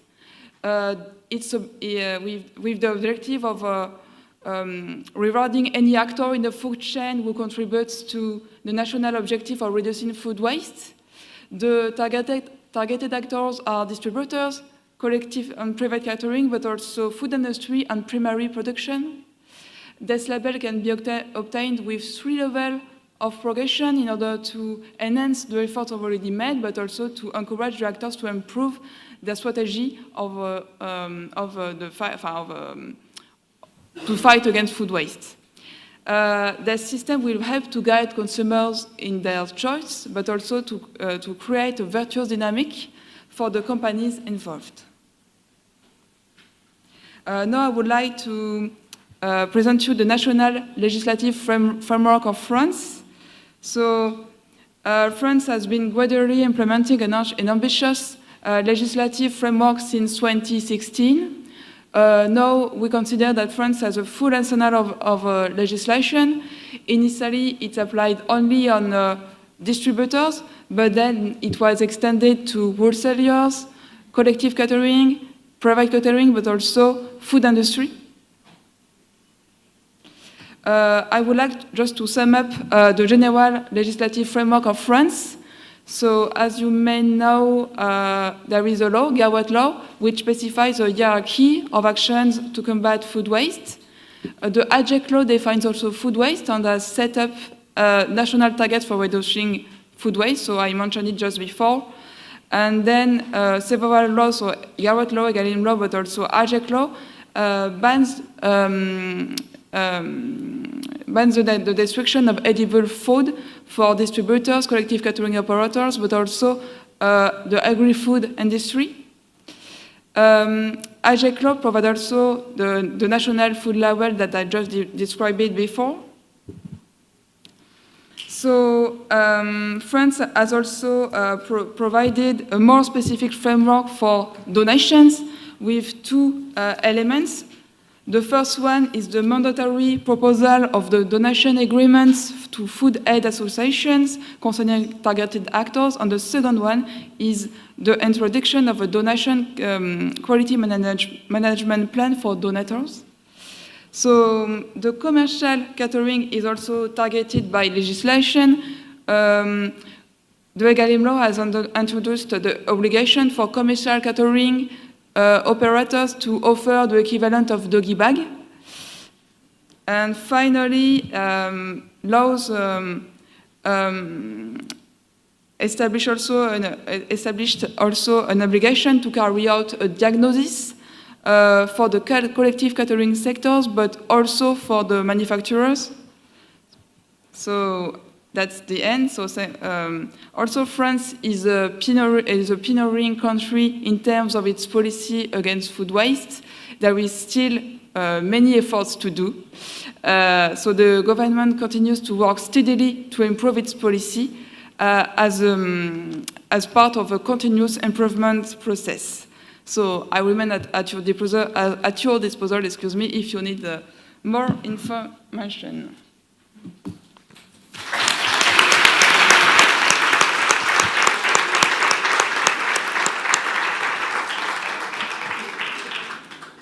Thanks a lot, Mai Wen, for detailing the initiatives that France is undertaking, and they are very ambitious, and the repercussion is huge. So really inspiring for all the other member states or countries. The second speaker is Minna Huttunen. She is a ministerial advisor at the Food Safety Unit of the Ministry of Agriculture and Forestry in Finland. She works in areas like food and nutrition policy and sustainability of food systems, including food waste reduction. And she's a member of the National Nutrition Council and national representative to the European Food Loss and Food Waste Platform, and coordinator of the Food System Working Group under the Standing Committee on Agricultural Research, SCAR. Welcome, and the floor is yours. Thank you very much, Laura, for the kind presentation, and thank you for the opportunity to present what we do in Finland in national policies to reduce food waste. The presentation that I have prepared for you today is an overview of the food waste activities in Finland over time. I also give a quick look at the results about our monitoring of food waste, tell you about the roadmap to halve food waste by 2030, and finally a full picture of the national policies, how we tackle food waste currently. I also put a little picture here. It's about ruokahukka. That's a word in Finnish. I understand it doesn't work in any other language, but I'm sure what I present today, that will work also in your countries, so do not fear the language barrier. If we look at the timeline of food waste activities in Finland, we started 2008 food waste quantification, and that was a milestone because we really had just really active researchers on this topic. Since then, by 2014, we have gathered information of food waste in the total food chain. There has been food waste research on national level about households. So the amount, the composition of food waste, what are the household attitudes towards food waste? Why is it caused? What's the role of packaging in households? We also have research results from primary production, industry, retail, hospitality sector about their waste and food losses. We have research results on the means to decrease food waste in food chain. What are the economic and environmental impacts of food waste? And also we have research on food aid, what are the needs and development regarding food donations. This has been done on national level. We also collaborated a lot on EU level regarding EU fusions, also on Nordic level. We had a Nordic project on this, and we are active in the EU platform on food loss and waste.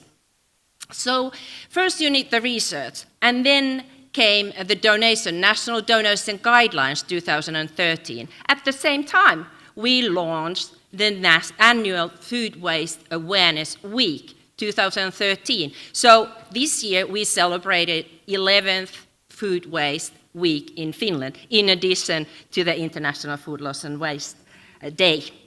So awareness, guidelines. Then 2015 there was the European Court of Auditors that did a quality audit of food waste, and Finland was one of the countries to participate in this. It was very valuable for us and good insight, and also helped to unify different political areas to this work.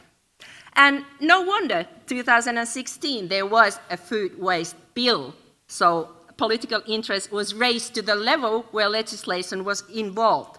However, that didn't go through.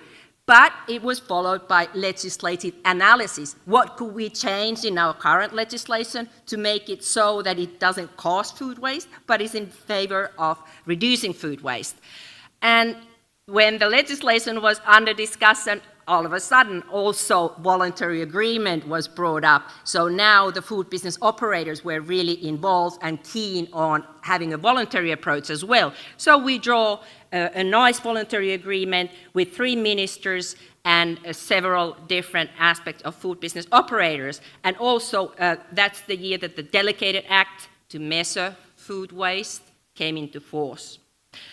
2020 we got updated measurement of food waste. We also published our roadmap to halve food waste. 2022 there was a waste decree and national decree that the food business operators must keep record of their food waste levels, and also all of the food business operators must donate unused food. So that was highlighted in our legislation. And now, 2023, our new government program has included food donations in a written format there. I still look forward to what we're going to do, but it's very nice to have that in the government program and being addressed. So what do all these mean on a national scale, and what's the amount of food waste in Finland? We already saw the European food waste levels. So according to the EU methodology, that covers edible and unedible food waste. The EU average is 131 kilograms, as we learned already. In Finland, it is 116 kilograms per person per year. So a little bit less, but not enough. However, what's really worthwhile looking at is the second picture, the amount of edible food waste. Because that's, on household level, that is what we can and what we must reduce. So about half of the household food waste is edible. And the rest is peels and bones and things that come as a side flow from the food preparation. So half of the household food waste is edible, and we need to address that by raising awareness. And how is it with the processing? It's about the same in processing industry. About half of it is edible food waste, and the other half is the side streams that should be utilized to bigger extent. However, what's worthwhile noting is that in restaurant and food services, as well as in retail and other distribution, it's about the same amount. Edible and inedible food waste is equal. So obviously, this picture shows that we need to pay attention. What is our target group and what can be done? Is it the side streams that we want to influence, or is it the edible food waste? So we need different actions at different, as the drivers of food waste differ between the food business operators. So let's look at the actions. The roadmap to halve food waste by 2030. This was published year 2020 by our Natural Resources Institute, LUKE. So there are 6 thematic areas that are included because that was seen as the key areas where we need to act in order to reduce food waste. These are nothing new, but it just confirms that we always come up with the same kind of formula. So we need to have governance so that it's efficient regulation and we have the policy instruments. We have to have a behavioral change in practices so that they are sustainable. We have to have the awareness raising, education, information and guidance, that's one area. And then innovation, intelligence from technology, new products and business models. We also need to have the research and innovation as evolving to facilitate the integration of what comes out from research so that it's put in practice. More together, partnership and collaboration. Examples of each of these and updates are being added to the website as they come along. So this is really a working tool that evolves over time, and this combined with the monitoring of the food waste, I think that's gonna help us and be really a living roadmap to show progress and fine-tune our national policies and the progress. Finally, the summary of the of food waste in national policies. Analysis of EU member state policy actions was carried out by Fusions, and this nice picture was published 2014. I think it's worthwhile to look at what was accomplished in Finland 2014 and where we are going now. So already back then, the research and innovation was in place, awareness campaigns were there, a lot of different activities and projects addressed at food waste were present, and also horizontal policy approach. But and regulation in regulatory instruments so that food donations can be made.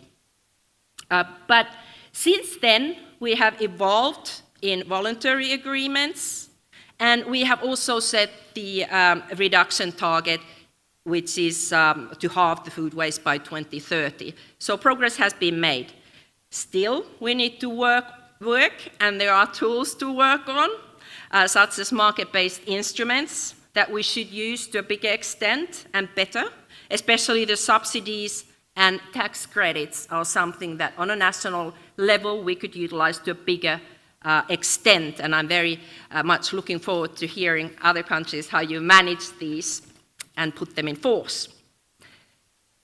Finally, I would like to finish up with this slide. This is the Ministry of Agriculture, how we see the Finnish food system of the future, that it will be a sustainable food system and less food waste is included in it, in addition to all the other aspects of sustainability. With that, I would like to thank you.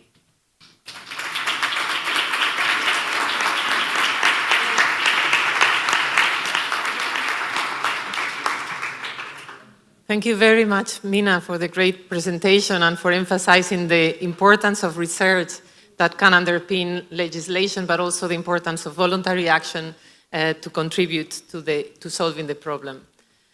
The next speaker is Zeynep Özkan.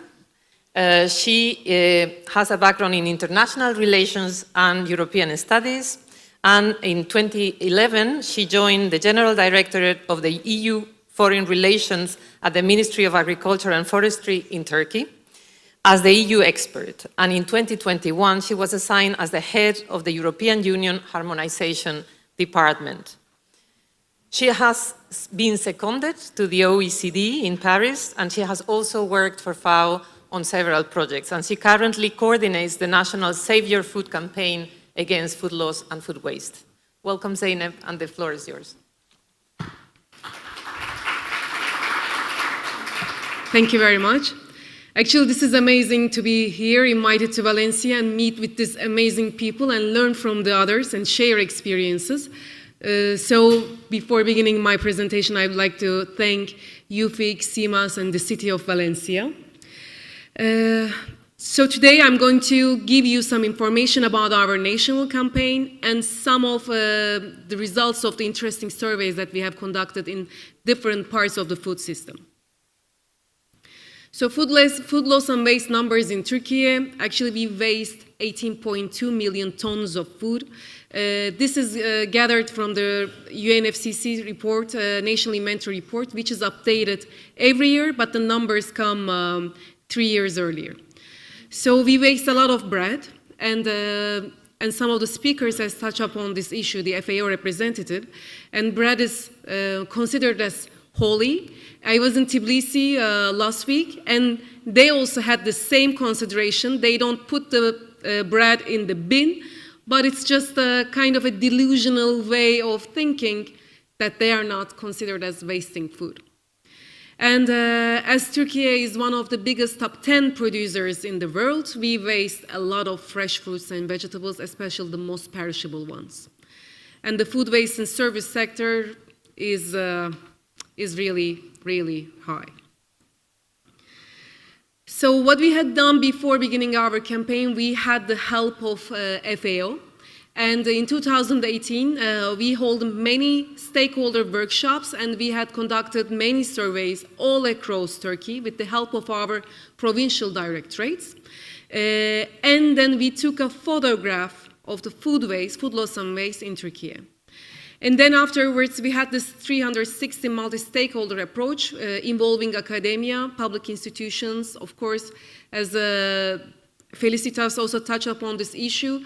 It's not only the job of Ministry of Agriculture or Food or whatever you say, or Ministry of Water to tackle this issue. It's not also the private sector's issue. It's a 360 stakeholder approach. Without the Ministry of Transportation, without the Ministry of National Education, without the Ministry of even the Foreign Relations, even the religious departments, you cannot win this combat actually. So what we had what we had seen that even the low-income groups also waste food because they are considering to buy in large amounts, especially the staple goods like such as onions and potatoes, but they don't have a nice place to store them, and it's gone wasted. So it's not the problem of only the wealthiest people. It's not the problem of only the developed world. It's also a problem of everyone. So this is also a very kind of a positive issue on the agenda. No one has a say, has a thing to say against it. Everyone is wasting. And the food literacy is really important to enhance our tools to combat with food waste. So this is, I'm sure that all of you are familiar. This is the international hierarchy to combat, to prevent and reduce and monitor the food loss and waste. So this is what we had done to prepare our strategic document and action guide. So I put a QR code. I don't know if you could, check it. It's available in English. It has an information on the background, the concept, and the goals and targets and players. We have almost like hundreds of actions and responsible institutions and partnership institutions. It's not legally binding yet. It is a voluntary action plan. But so far, with the last 3 years, we have started our campaign in May 2020. So far, we have made 70% progress. The only thing is lacking is the law part of it, is the regulatory part of it. So this is Jano. It's our mascot. We have designed it to get the attention of the children. And we had some nice animation movies. It doesn't look like anything, actually. It just gives you an impression of that It is a kind of a fresh fruit or vegetable and too cute to not to go to waste. And it's a hero.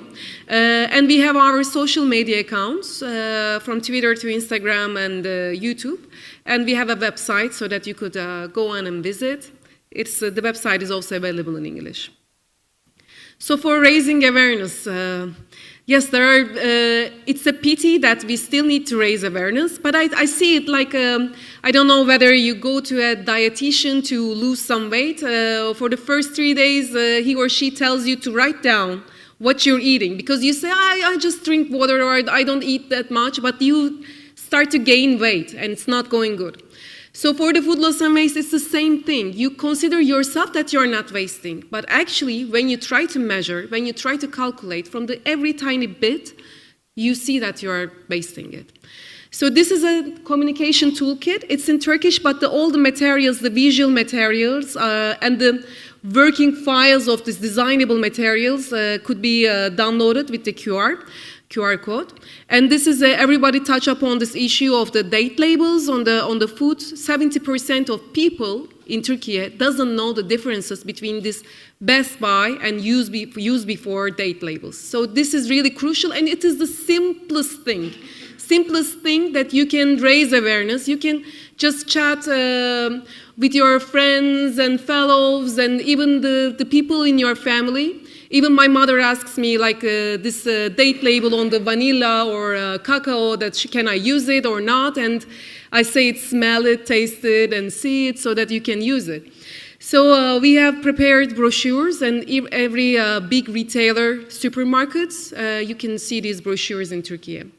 And we had this very nice animation movie with the help of FAO, with our mascot, Jano. It's a 3-minute movie which shows the children the journey of the food, so that they understand that it's not only wasting food.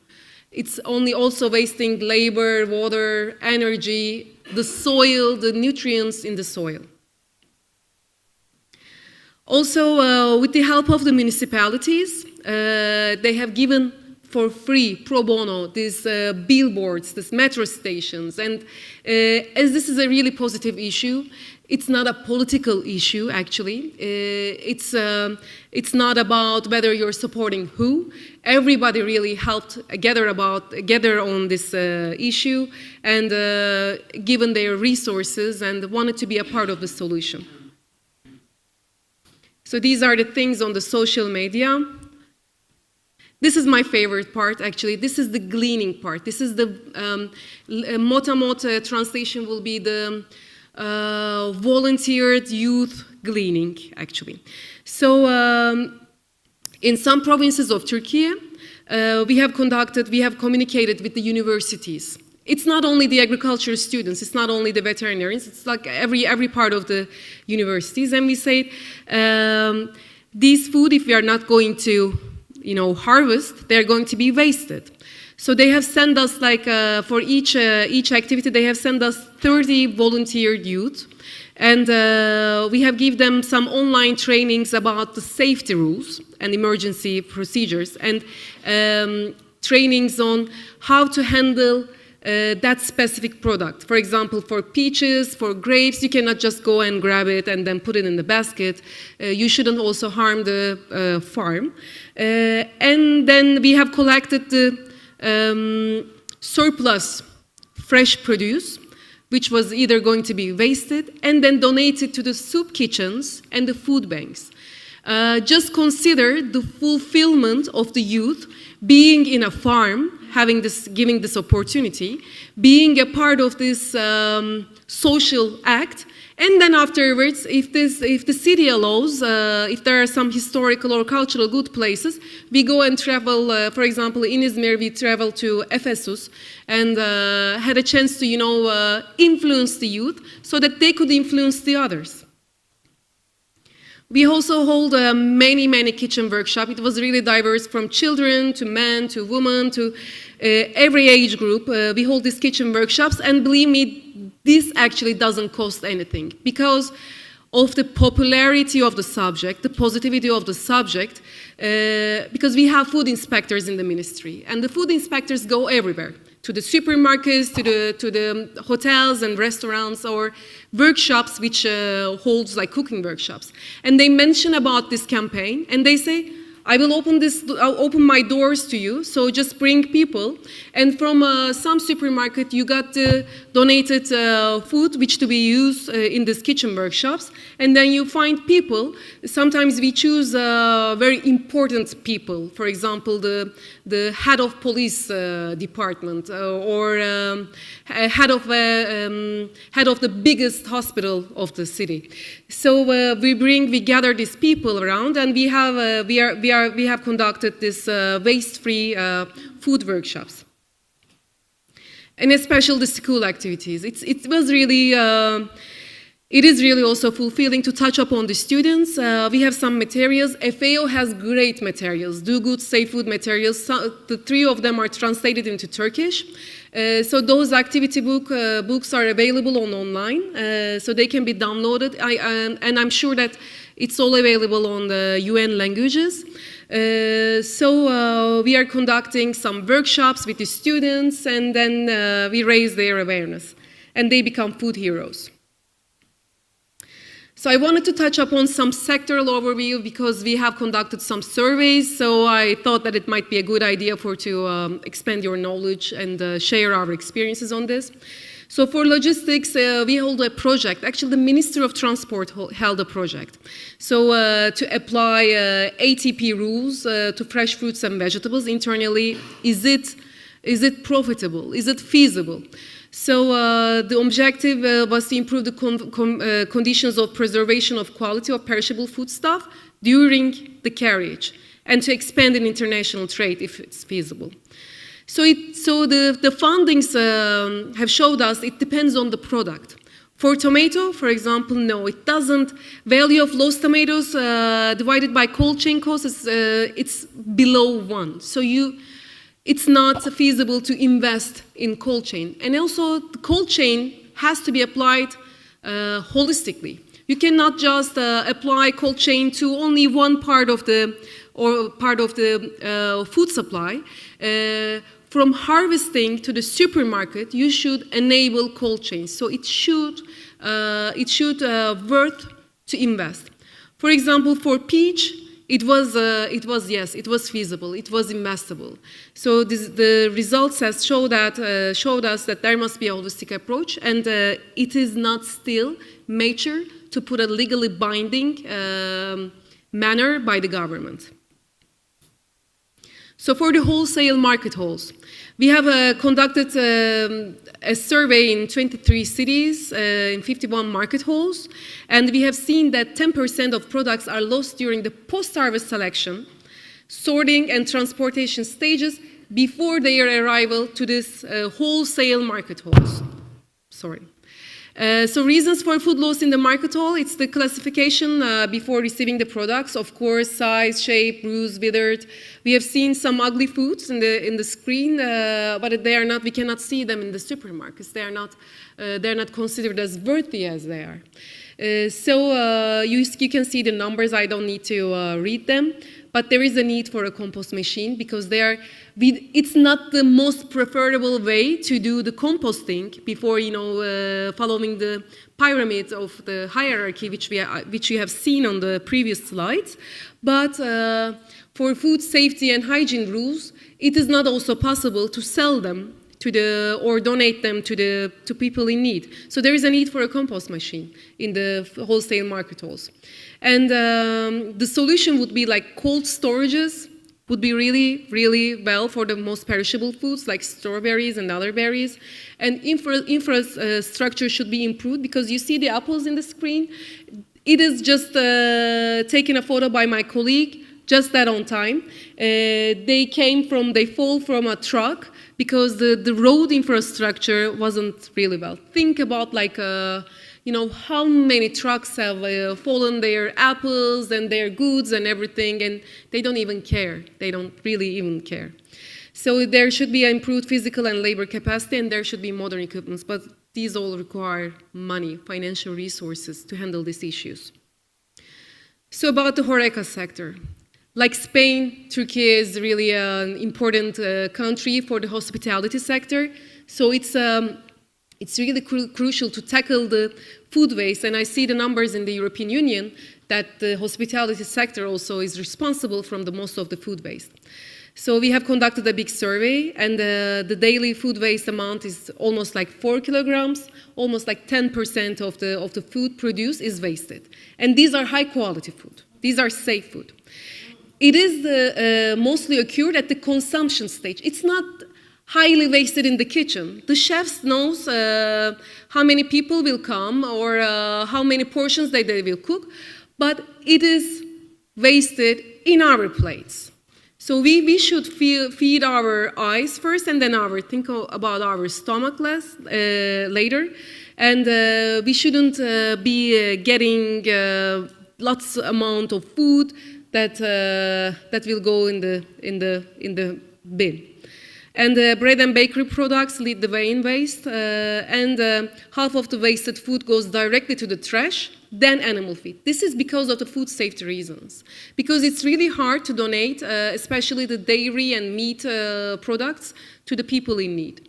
And and also the principle on compromise on quality, this is also needs to be considered. So what we have suggested to the retailers is that you should smaller the sizes of the plates, and you should put some banners for the consumers to raise their awareness on the food waste.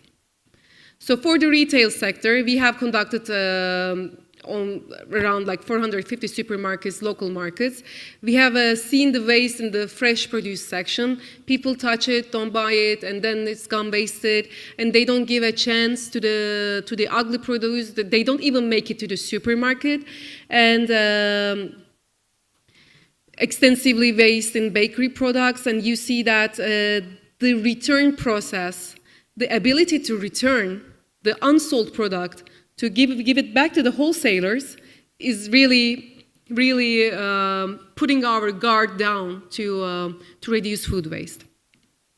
And also, even the 42% of the market managers think use by and best before means the same thing.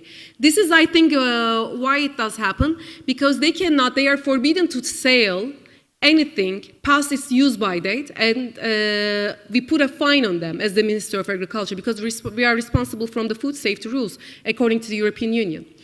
And they just don't think about it, and also throw it away, the goods which pass their best before date. But we are trying to raise awareness, and as I say, like biggest retailers, the corporate responsible ones are also even making discounts in the store, and also putting some banners to show people that they are worthy. So what we had done under our campaign, we have prepared guidelines. I put QR codes for all. The one in the middle, your guide to living free of food waste, this is prepared by FAO, adapted to Turkey's societal conditions. The first three you can download it for in English, we have translated, and the other is composting. I think Google Documents would help you to translate if you need to, and the other one is in logistics. They are in Turkish, but the others are in English, and you can use it, you can adopt it, you can translate it, you can do whatever you want actually. So I mentioned that we have started our campaign in May 2020, and before beginning our campaign, we have conducted a pre-survey. And after 1 year, we have conducted a post-survey to measure the results. So we see that consumers started to waste less. Actually, raising awareness really helps. And we saved around $80 million United States dollars. Just consider the amount of food, which is the amount of money which is invested in this type of campaign. I can say not more than $1 million, because it was an FAO project. And we have saved $80 million in return. And we have 20% rise on awareness of date labeling and decrease in overcooking and portioning. And we have broken 2 Guinness World Records. One is on the most pledges received for an environmental sustainability campaign, and the other is around like 1 million pledges received for most pledges received for a campaign. The Guinness World Record is to get the attention of the Turkish people, actually, but we have made them sign a pledge online and pledging that they're going to check the date labels, they will go to shop planned, and these, easy tips. So we have seen success with it. But we have so many things to do, and I'm really excited that for the rest of the meeting that I'm going to listen more from you. And what we are doing right now, I'm really excited to be in Spain because actually I have worked on 4 pages of draft law on food donation. Then I saw the Spanish law on the food waste, which was really amazing. I had translated it into English and then adopted to Turkish, but I'm following it up. I think the next colleague will mention maybe. It's not accepted yet. There are so many things to do, but it's a really great honor and pleasure for me to be here so that we could combat with food waste and learn from each other. Thank you for listening to me. These are my email. You can contact me whenever. Thank you.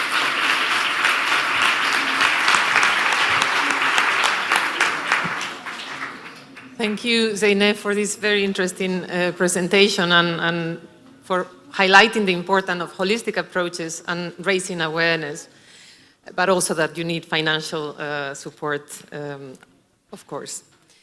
The last speaker, and I'm sure that everyone is holding the time because that is what separates us from the coffee break, is Carmen Serrano Balazote. She works for the Ministry of Agriculture, Fisheries and Food, and she has worked on issues of designations of origin and differentiated quality, promotion of competitiveness, and investment in food industries. She is currently technical advisor in the Subdirectorate General for Food Quality and Sustainability of the Directorate General for the Food Industry. Welcome, Carmen. The floor is yours.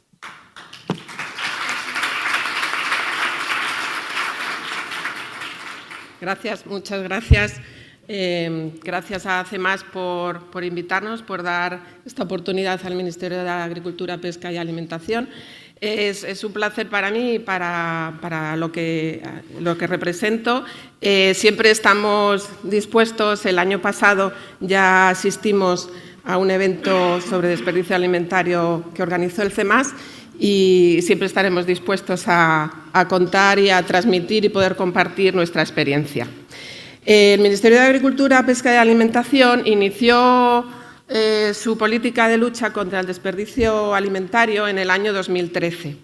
En aquel momento se puso en marcha una estrategia que se denominó Más alimento, menos desperdicio.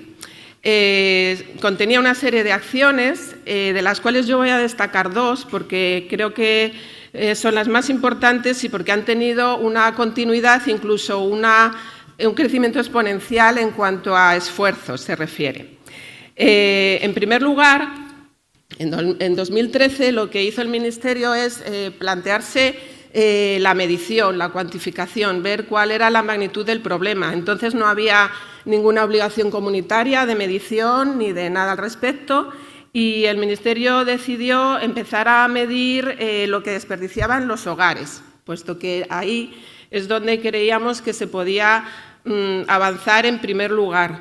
Entonces, tenemos una serie histórica de datos, es una estadística, una encuesta que forma parte del Plan Estadístico Nacional y que nos ha dado un poco la visión de cómo evolucionan el desperdicio en los hogares españoles. Entonces, todos estos datos son públicos. Yo os voy a hacer un resumen muy breve, porque para mí lo importante no es el dato absoluto, sino la evolución, cómo han ido evolucionando.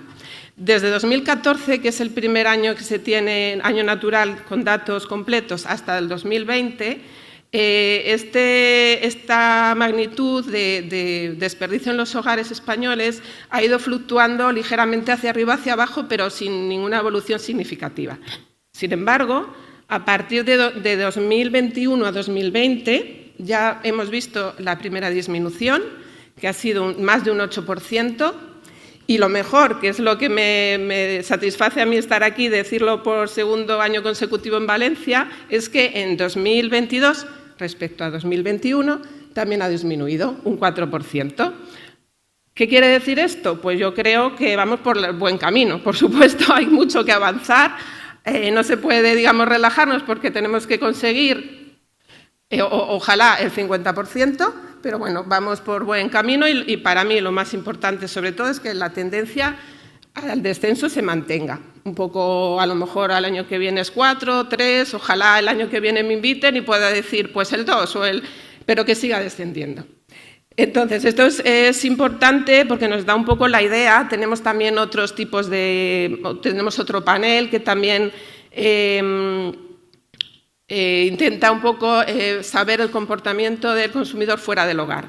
Pero creo que el más representativo y el que da un poco el índice como indicador de qué está pasando en los hogares españoles es este dato, ¿vale? Los datos son públicos, se publican de diferentes maneras y bueno, cualquiera lo puede analizar, disgregado también por tipo de producto, porque no se desperdicia igual frutas y hortalizas como pueden ser conservas de pescado, por ejemplo. Bien, entonces, esta era una de las primeras acciones que puso en marcha el Ministerio y que se continúa. ¿La otra cuál es? Pues lo hemos visto, mis compañeras anteriores en la mesa han dado mucha importancia y es verdad, es la divulgación, la sensibilización. Entonces, el Ministerio ha estado realizando acciones de divulgación y sensibilización todos estos años, pero en estos 2 últimos años sí se han hecho unas campañas especiales que se engloban dentro de otra campaña más genérica que es Alimentos de España. Y dentro de Alimentos de España se han hecho 2 campañas específicas para reducir el desperdicio alimentario, que con el título Aquí no se tira nada, pues seguramente algunos lo habréis podido ver en los medios de comunicación, televisión. Hubo una en el 2021 y hemos lanzado otra en el 2022 que continúa en 2023, que se llama Aquí no se tira nada, alimentos con 7 vidas. Entonces, si son tan amables, por favor, voy a poner un spot de 60 segundos nada más. Está subtitulada en inglés. Lo que pasa es que los mensajes, las imágenes van muy rápido y los mensajes muy deprisa. Entonces yo me he traído aquí para luego leer, si tenemos tiempo, algunos de los mensajes, porque creo que resumen muy bien no solo el sentir de los 3 chefs que han colaborado con nosotros, que son Adonia Duriz, Carlos Maldonado y María José San Román, sino también el mensaje global que quiere transmitir el Ministerio de Agricultura, Pesca y Alimentación, y es lo que ha dicho también una compañera que me ha precedido. Los alimentos hay que valorarlos también desde el punto de vista medioambiental, no solo por su precio, no solo por su sabor, sino también por los recursos que hay detrás, los recursos que han sido empleados, que cuando veamos un alimento veamos que ahí hay un montón de recursos y eso lo valoremos y pensemos un poquito antes de tirarlo a la basura. Ese es un poco, en términos generales, el mensaje que queremos transmitir y que estos 3 chefs nos han ayudado a hacer llegar a los ciudadanos. Así que si es tan amable, por favor, nos puede proyectar el spot. Muchas gracias. Planificar lo que vamos a comprar es la mejor manera de no desaprovechar nada. Comprar por comprar es una tontería. Cuando tiramos los alimentos estamos tirando todos los recursos y todo el trabajo que hay detrás. Hay esfuerzo, hay sacrificio, hay una lucha diaria. Todo lo que ha costado sembrar las semillas, recogerlas, el campo es duro, la pesca, ¿para qué contar, no? Si se nos pone feo en el frigorífico, lo tiramos. Y el concepto de la belleza de las cosas es relativo. Lo más importante de un producto es el sabor. Deberíamos pensar en esto. Porque si apostamos por nuestros ganaderos, nuestros agricultores, estamos creando riqueza en el entorno, que es cíclica. Es una rueda en la que todos tenemos que estar beneficiados, desde el consumidor hasta el que lo produce. Muchos productos tienen más de 7 vidas.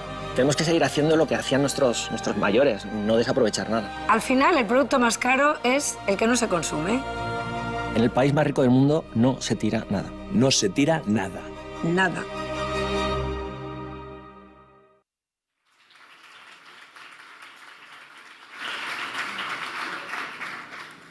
Bueno, no sé si a los que estáis leyendo los subtítulos os ha dado tiempo, porque a mí al principio me dije, madre mía, muchos mensajes, ¿no? Muy intenso, muy condensado. Entonces, yo quiero destacar algunos,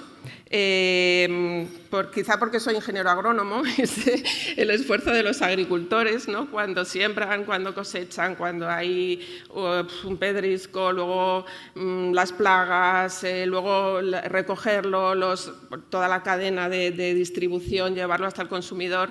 Y entonces, bueno, lo que simplemente quiero destacar es todo lo que ha costado sembrar las semillas, recogerlas, el campo es duro, la pesca, ¿para qué contar, no? Los pescadores, que no se nos olviden lo duro que es.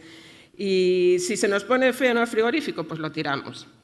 Total, ¿puedo comprar más? No hay problema. El concepto de la belleza de las cosas es relativo. Esto está un poco destinado a valorar los alimentos no solo por su aspecto, ¿no? Porque tenemos la tendencia un poco a valorar la presencia y no otras cosas más intrínsecas, el sabor. Y bueno, deberíamos pensar en esto. Eso es la que más me gusta, ¿no? Deberíamos pensar en esto. Y luego sí, haceros simplemente una explicación del país más rico del mundo, que lo han traducido como the richest country in the world. El rico, en español, queríamos significar rico en variedad de materias primas, de recetas, de ingredientes, de riqueza cultural y gastronómica, y también rico en sabor, o sea, el sabor que no es solo la imagen y la belleza, y the richest, ya está. Y nada, esto es respecto a las campañas de sensibilización que se siguen haciendo, y creemos bastante en ellas porque llegan al final a todos y todos somos consumidores. Y bueno, también quería comentaros, no quiero dejar pasar porque muchos nos han preguntado al Ministerio y a mí personalmente qué ha pasado con ese proyecto de ley que estaba en tramitación parlamentaria y que, bueno, han sido 2 años de intenso trabajo con el sector, primero la tramitación administrativa, luego la tramitación parlamentaria. Estábamos a 2 semanas de ser ya definitivamente aprobada y publicada en el Boletín Oficial del Estado cuando se convocaron elecciones generales y se disolvieron las Cortes. ¿Qué va a pasar? Porque el sector, me consta, estaba ya preparándose, estaba ya hecho, y todas las obligaciones que se imponían a los operadores y a las administraciones también, tanto a la administración estatal como las regionales y las locales, también teníamos obligaciones en esa ley. Pues lo que va a pasar no lo podemos saber, tenemos que esperar a que se forme un nuevo gobierno y decida si retoma el proyecto con ese texto o otro, y bueno, y en cualquier caso si se inicia otra vez la tramitación parlamentaria. Así que bueno, simplemente deciros que nos hemos quedado a las puertas, que ha sido un trabajo muy duro, también muy fructífero, que hemos aprendido muchísimo y bueno, y nada más, porque el sector sobre todo estaba muy, muy interesado. Esto es todo por mi parte. Me gustaría, si tenéis alguna cuestión, alguna de estas frases que queramos comentar o alguna duda, pues estoy a vuestra disposición. Muchísimas gracias.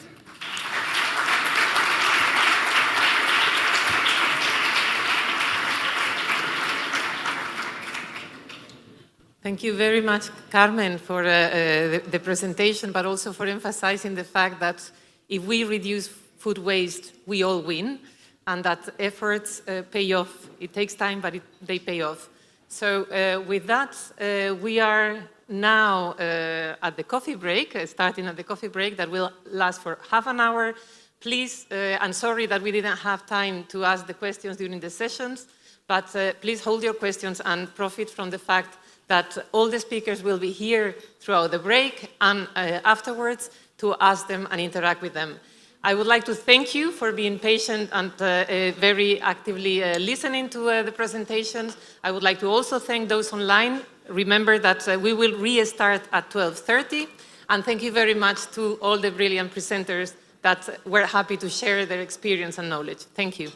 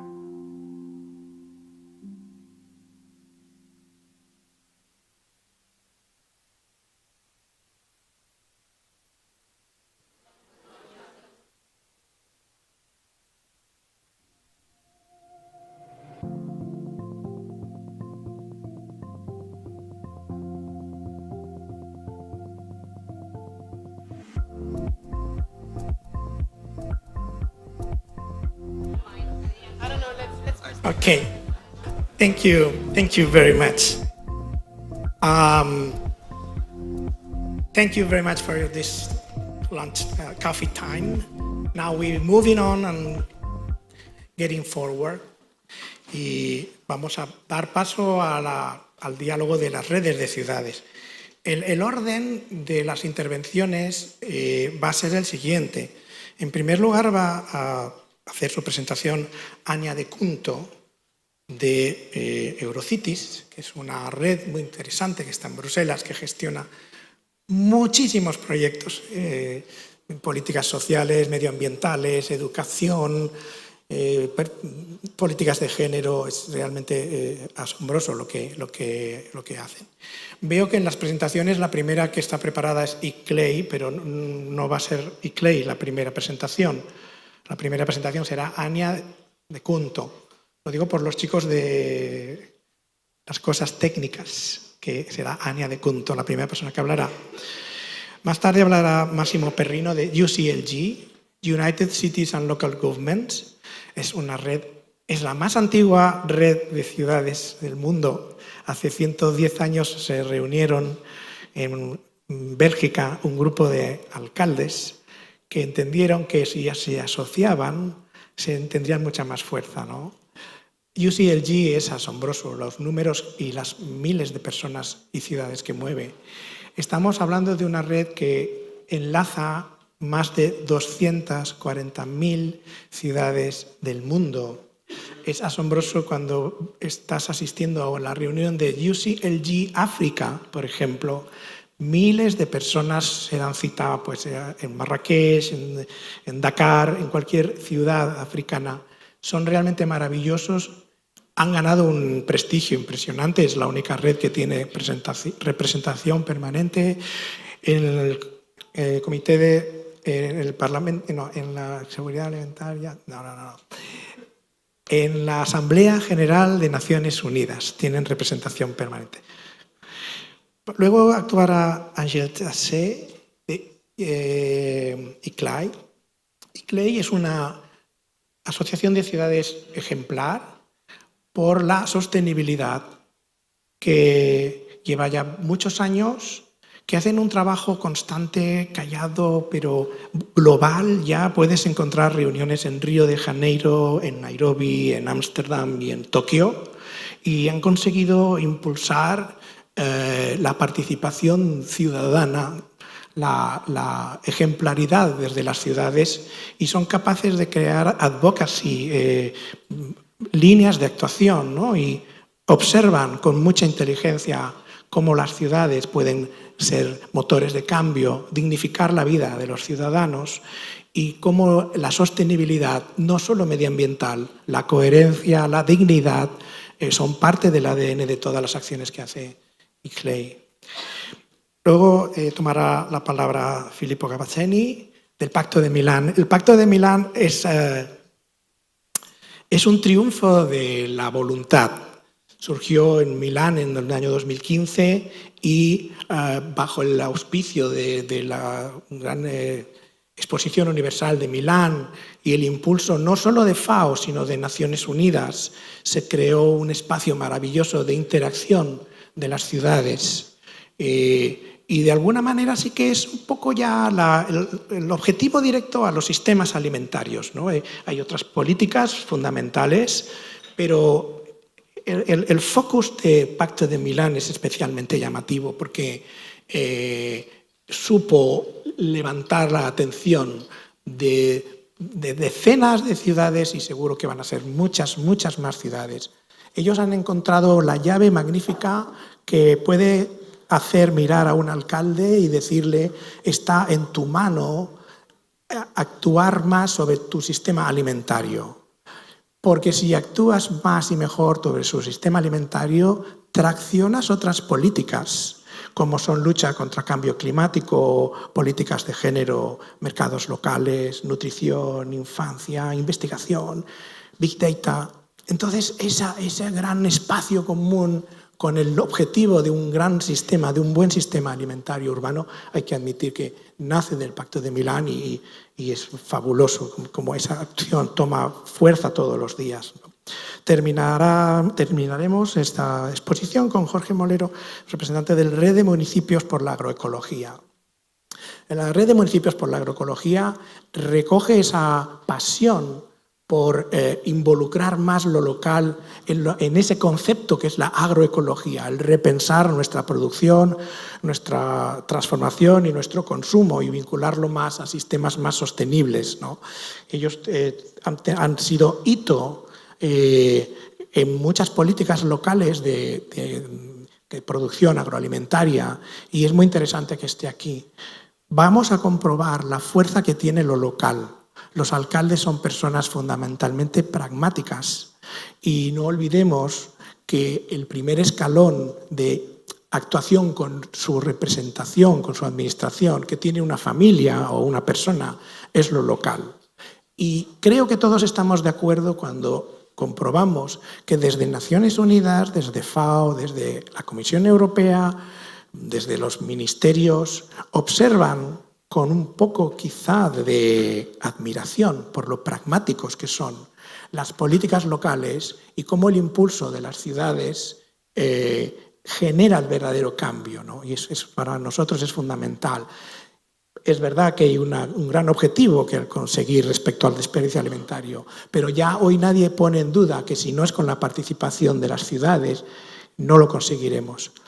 No sé el número exacto, ya termino, pero si sumamos los habitantes de las ciudades que aquí están de alguna manera representadas, suman entre 1.000 y 2.000 millones de habitantes. Es asombroso, solo Pacto de Milán son 800 o 900 millones de habitantes. USLG, es decir, aquí está la voz ciudadana cotidiana de la gente que día a día interactúa con su gobierno local. Le doy la palabra a mi querida Ania de Cunto. Thank you very much, Vincente, and please help me to keep the time because I really would like to hear also from you what you think about what we are going to present here today. And thank you very much for CEMAS, for FIO, for the City of Valencia and EUFIC for organizing this very needed event about food waste. So very briefly about Eurocities, because maybe not many of you know, we connect 240 big cities across Europe, indeed representing 150 million in Europe. So not only European Union, for example, we also work right now a lot with Ukraine and Turkish cities. This is our vision and a mission, and they're all people-centered. We really want people to be progressing in a prosperous local economy. We want them to move and live in a healthy environment.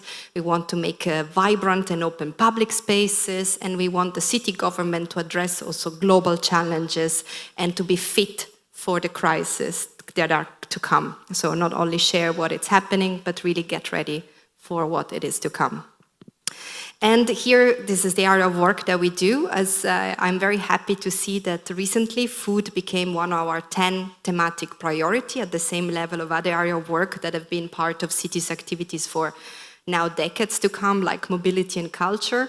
Recently, food became so much high in the agenda that it became one of our thematic area of work. And of course, it's also thanks to very much to our European funded project that we are able to collaborate with a variety of stakeholders, especially researchers, where we have fantastic conversation and collaboration on how we can use cities' power to move forwards on all this area of work, in particular climate change, jobs and inclusion. And, well, it was fantastic if it could have come after Filippo, but you have, Vincente has made a point of presenting the Milan Pact. Indeed, we collaborate very strongly with the Milan Pact of Europe because we are seeing we have, of course, a lot of cities in common that want to work together for sustainable and fit for the future cities. And what we do, we connect cities that are both signatories of the Pact of Milan and cities that are members of the network to work together on advocacy, meetings, exchange, and joint project. And what do we want to do? We have really a meeting of the technical people at city level that are working on food policy. And this is why it's important, of course, the involvement of the politician. And in the future, we want to work more with them. But it's really the idea of having technical people that usually they say, oh, but I spend 360 days a year stuck in my bubble, and I need those 3-5 days a year in which I can instead look outside and see what other cities are doing, so I can get inspired, I can increase the knowledge of what is happening, and maybe I can really see what can I do more. So acknowledge my power to change the food system. And of course, we work very much about influencing European legislation or providing evidence of what is happening in cities so the European legislation is fit for the work happening in cities. These are some of the area of work we started very recently, right after the Pact of Milan in 2015, and these are just some of the area of work we have been touching upon: the climate impact of the food system, peri-urban agriculture, food aid, food environment approaches.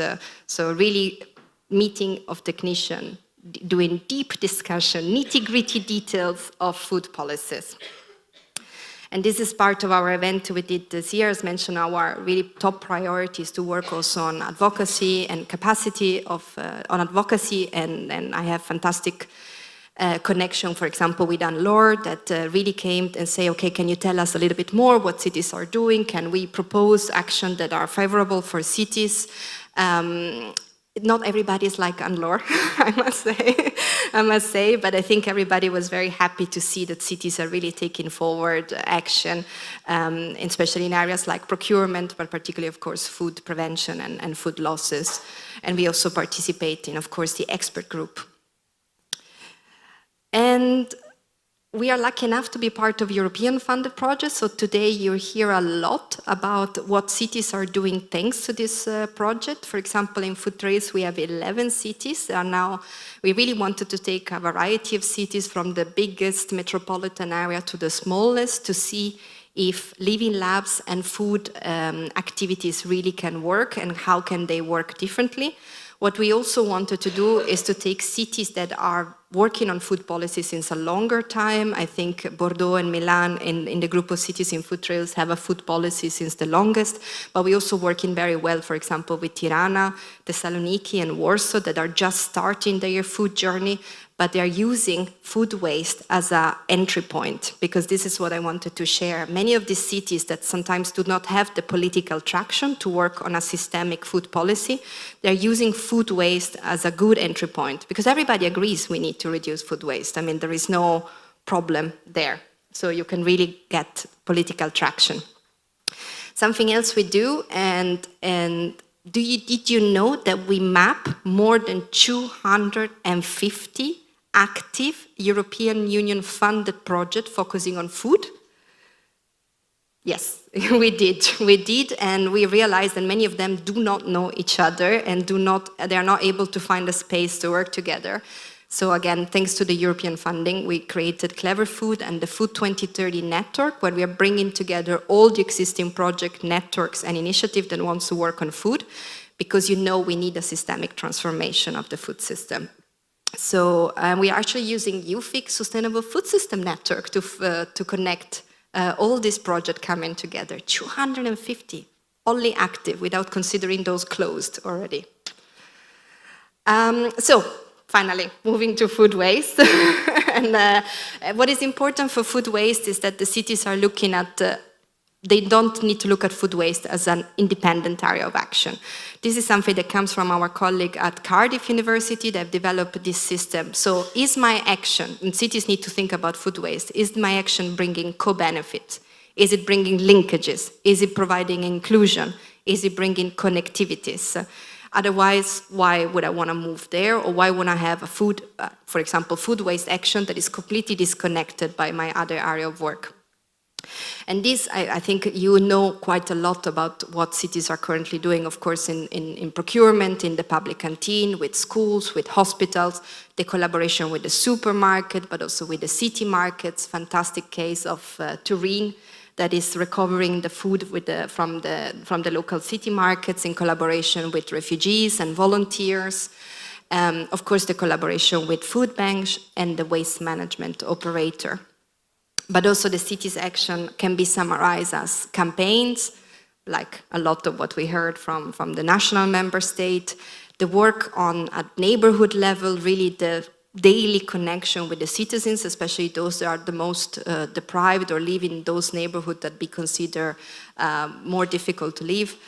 Data collection, the city of Warsaw, for example, now spent more than a year and a half in partnership with their local University of Warsaw to understand all the food flows in the cities and understand where they could act. Because without this, we don't know what kind of policy we need.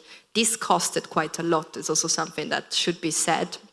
Similar for the data collection in the public canteen is the city of Milan and Copenhagen that, for example, are measuring the food waste in the kitchen, what is left on the tray and what is left on the plates of the children, because all this different will require different action, maybe with the chef or with the children, changing the menu.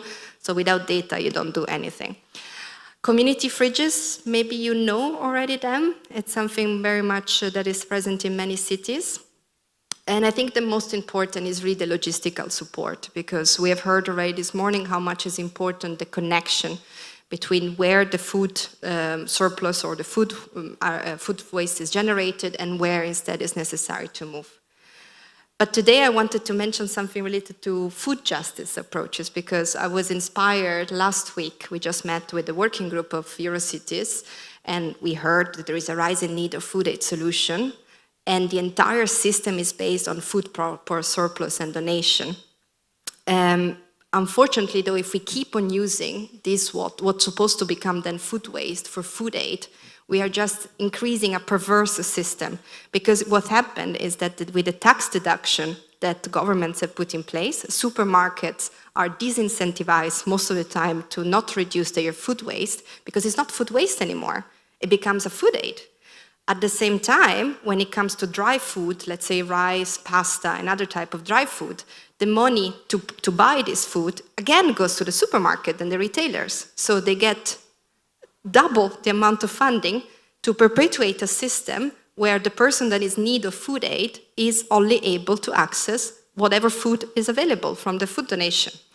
So this is a perverse system that certain cities, especially in France and in the UK, are looking to transform, and in particular to look at solutions that will go about the holistic and proactive change at local level, for example, with food production, moving beyond this emergency-driven approach, and especially this idea, okay, you are in need of food aid, then you get what you get. No, how can we empower you? How can we move, for example, the supermarket, the pantry, that really look at the dignity of the people that are in need of food aid?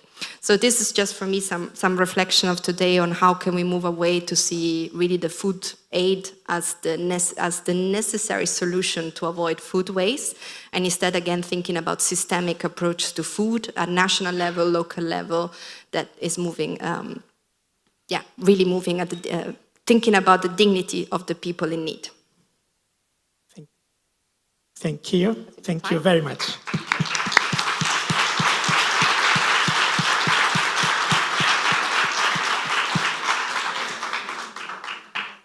Massimo, the floor is yours. Well, thank you very much, Vicente, and well, firstly, thank you to CEMAS, to EUFIC, and to Valencia for the invitation. I'm very happy to be here today.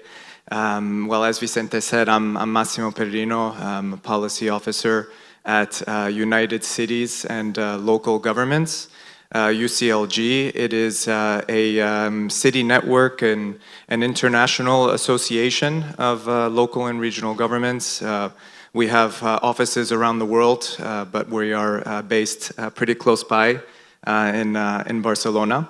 And we have work areas that go beyond just food systems. We represent our members who are local governments, and our presidency is an elected body and is made up of elected officials. And so we represent the interests of our members, which go from equality, gender equality, digital technologies, but also climate action and food systems.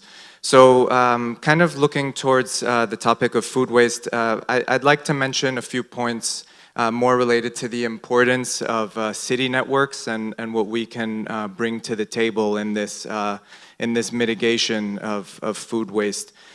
Firstly, I would say that city networks are labs of co-creation. So they're spaces where different cities, local governments, regional governments from around the world can come together, and they can share best practices, they can share experience and knowledge. And on the other hand, the city networks not only do this sort of convening power of these local governments, but they also give services to them. So for example, learning services, producing learning modules, and so this can also help in capacitating cities and providing capacity building exercises and peer learning for technical level officials of local governments.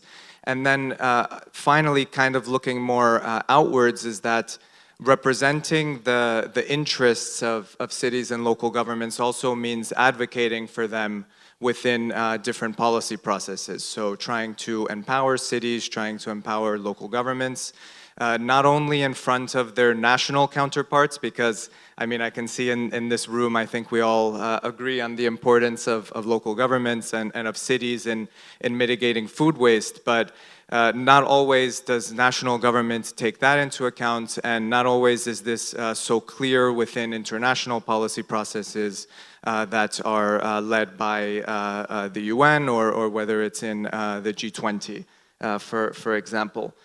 So now going to sort of different policy processes that UCLG is involved in, the organization I'm part of. I would say that in 2024, there are 3 key milestones to look out for. The first is the meeting of the World Committee of Food Security of the United Nations.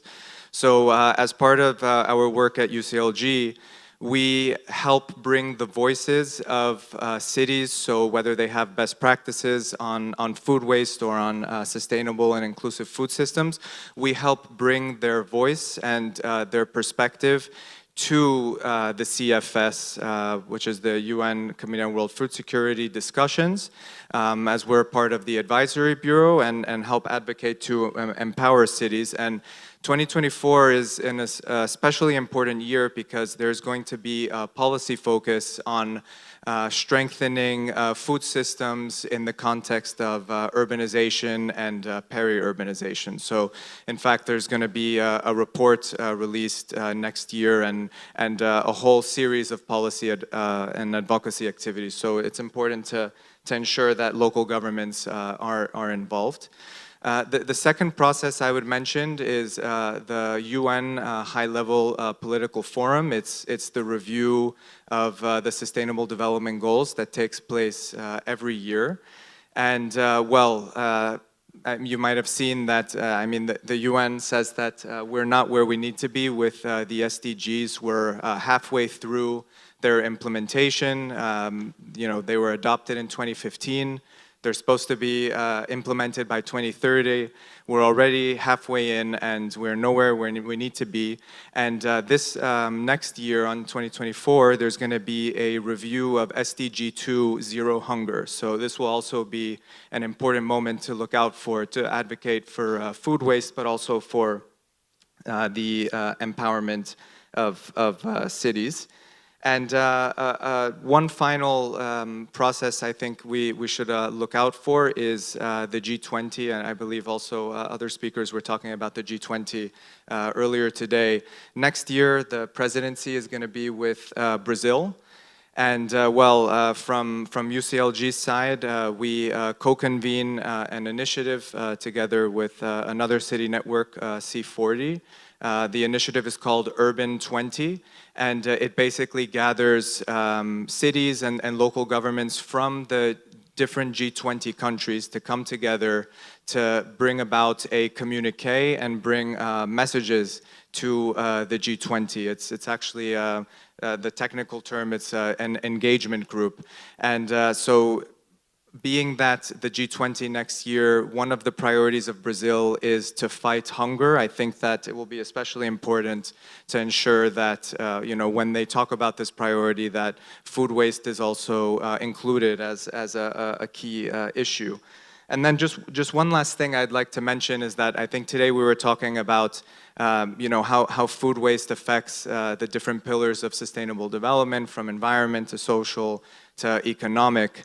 From our organization's standpoint, we also advocate for a fourth pillar of sustainable development, which is culture.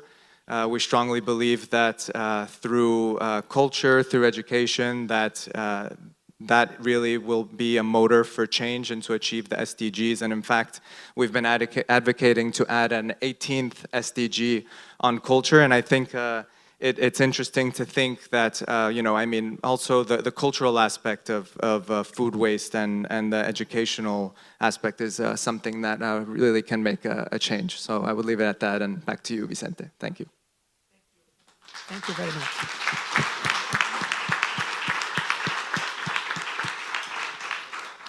Thank you very much, Massimo. Now we are going to hear Angel Terce de ICLEI. Merci. Thank you very much, Vicente. If you could put up the presentation.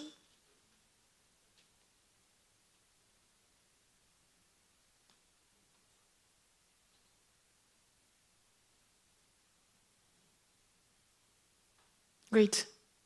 Thank you very much.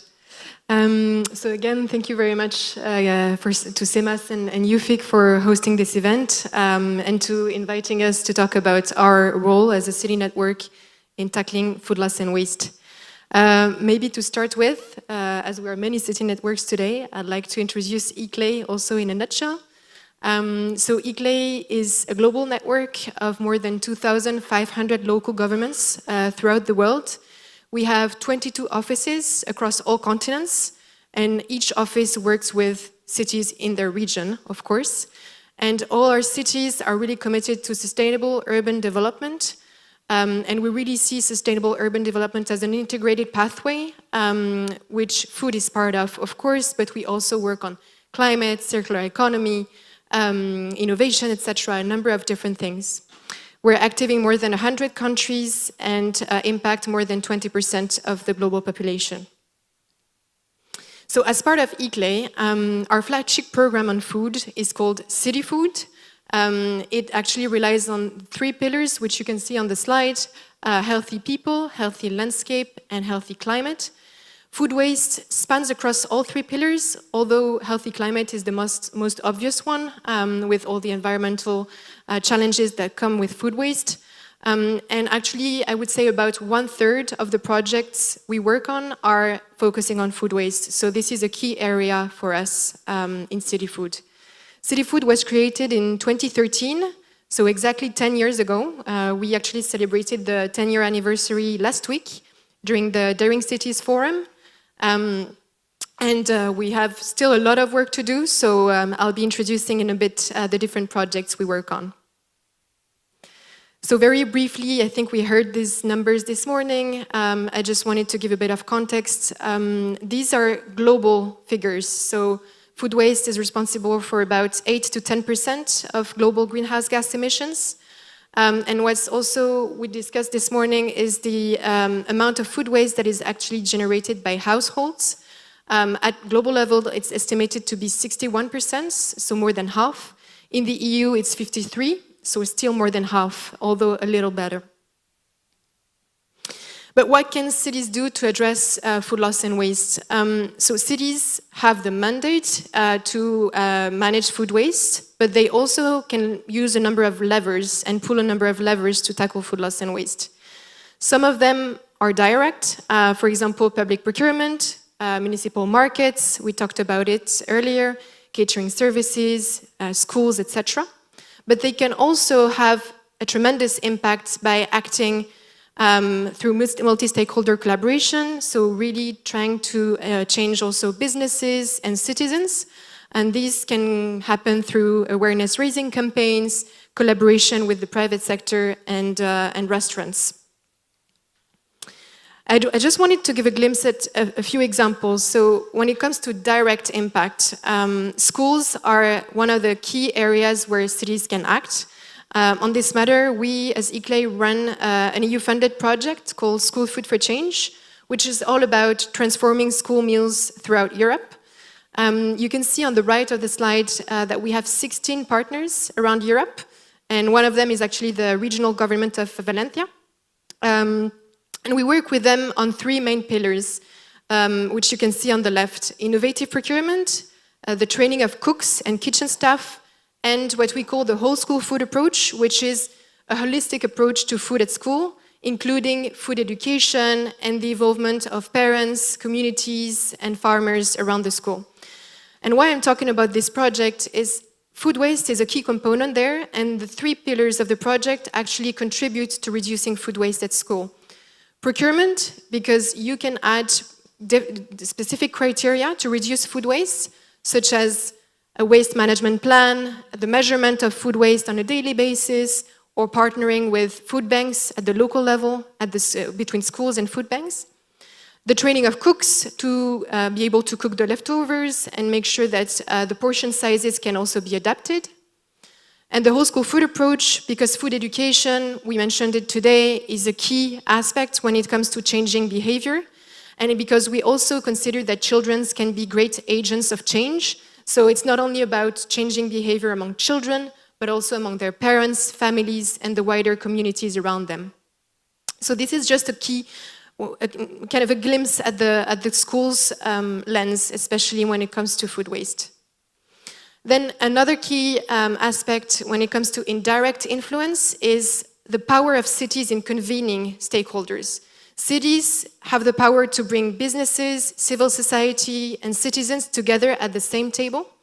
On this aspect, I just wanted to give the example of the Métropole de Lille in France. They're currently building a multi-stakeholder network where they're going to bring everyone at the same table to tackle food loss and waste from farm to fork. Another big lever, again, is awareness raising with dedicated campaigns. And here I wanted to mention the city of Bruges. They've done a lot on food waste. And for example, one of the most recent campaigns was to gather 50 ambassadors who were trained to become food waste ambassadors and were challenged to reduce food waste by 30%. Not only did they achieve it, they managed to reduce food waste by 65%. But they also, through a mailing campaign, raised awareness among 5,000 households. So again, this is step by step, but this shows that through awareness raising, concrete impact can be achieved. And on this matter also, the city of Bruges has done interesting work back to the public institutions, but with hospitals, because when mentioning procurement, it does not only apply to schools, but also to hospitals, elderly care homes, and universities. And through our School Food for Change project, our next step is to involve all these other institutions to also look through procurement and food education, how we can address a number of issues, including food waste. So the key challenges still that cities are mentioning: measuring food waste, although there are some ways to measure, sometimes it's too costly. If you look at the smart bins, for example, for schools, sometimes they cannot afford it. Or the staff capacity, the kitchen staff, they're already very busy and they don't have time to monitor food waste on a daily basis. Engaging stakeholders, so once you put everyone at the same table, how do you make sure that you have long-term collaboration that can actually achieve impact? Raising awareness, again, you can do as many campaigns as you want, but how do you measure the concrete impact on the ground? Bruges is a good example, but there are many campaigns where it's difficult to measure what happened afterwards. And then aligning with other governance levels. So as a city network, this is something that we advocate strongly for: more effective multi-level governance, more alignment between the national level and the local level, to make sure that cities can actually raise their ambition and that the policy environment is there to make tangible actions. How do we support cities as a city network? Very briefly, in 4 points, I'd say. Well, first, we implement EU and multi-country projects to reduce and prevent food loss and waste. I just thought I'd mention a few of them here. School Food for Change, which focuses on schools. 0W, focusing more on businesses and innovation. Cultivate, which is all about grassroots and citizen-led food sharing initiatives, very interesting. And Chorizo, which in Spain, I can tell you it's not about the sausage. I'm not sure why it was called like this, it's an acronym, but it's all about understanding how social norms influence consumer behavior and generate food waste. So really looking at how to change social norms and then make sure that it also changes the consumer behavior. Another key point is, I think we heard it before, the mapping of best practices. So as a city network, we are in touch with many cities around Europe and around the world. And we have a very thorough overview of whatever they're doing, whatever they're facing as an obstacle. And so we can do some kind of matchmaking between cities so they can speak to each other, understand how they can address challenges together or learn from other, for example, replicable strategies that they can copy at their level. We also created a city practitioner's handbook on circular food systems. So this is meant to really be some concrete guidance for policy design, but also to make sure that they can invest in multi-stakeholder collaboration. This handbook was translated in Spanish and Portuguese, and it was also specifically adapted to Latin American challenges. So you can find a version for Latin America. Then I just mentioned the kind of matchmaking between cities. So we also try to connect as much as possible cities so they exchange with each other. Peer-to-peer learning is one of the key aspects of and benefits of being in a city network. So Chorizo, again, through Chorizo, we've built this city interest group on food waste prevention. We wanted to keep it small enough to have meaningful exchanges. So we have 12 cities around Europe, which you can see on the map. From small to big, from a city in Slovenia of 20,000 inhabitants all the way to Paris, and with different challenges, with the city of Murcia in Spain, focusing more on food loss, with a huge food loss coming from agricultural production. 4 minutes more. Yes, I'm almost done.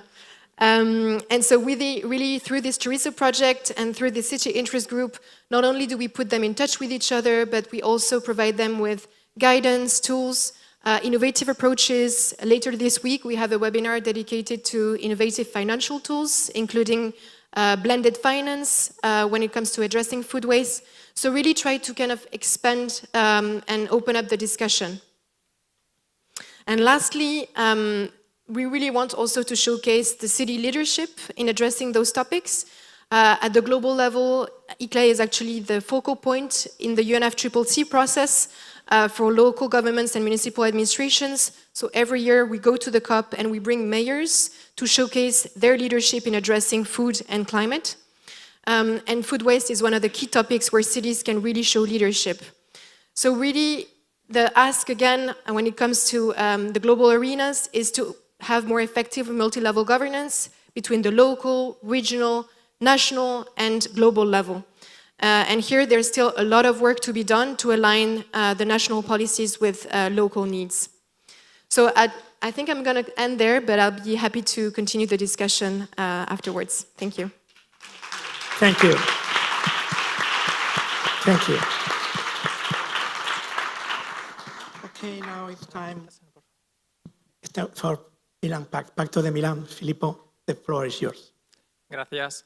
Buenos días a todos. Es un placer estar aquí en Valencia después de unos años, porque estuvimos aquí en 2017 y gracias otra vez a la ciudad de Valencia, a CEMAS, por haber organizado conjuntamente con nosotros el foro global de todas las ciudades que firmaron el pacto aquí en Valencia, y también gracias a EUFIC por el día de hoy. So we'll turn into English now, very briefly. As Vicente mentioned, the pact is a global commitment of mayor that has been launched by a mayor in 2015 during Expo. And let's say the important thing to mention here is that we just focus on the food system. So it's our main focus, and the idea is to have an impact on the entire food system. So we have 37 recommended action. Mayors can choose on which action or actions focus on depending on the political priority and the local context, and they can focus on the 6 categories of action. The 6th one is actually food waste, which is a very important, as we all know, because we are here, part of the food system. This is our membership. It is well spread all over the world. We have 270 mayors that since 2015 signed the pact. And this is, let's say, you can see in the on the left side, let's say, the main activity that the Milan Pact Secretariat is organizing to support the works of cities in transforming their food system. So from capacity building to training, networking, advocacy action, and Anya mentioned some very good examples that we are doing together with Eurocities. 3 main tools for cities. The first one is the recommended action, so the one that I just mentioned. The second one is the 44 indicators, and I will go there in a bit, that we have developed with FAO and RUAF, and then the practices that cities since 2016 have submitted to the Milan Pact Awards.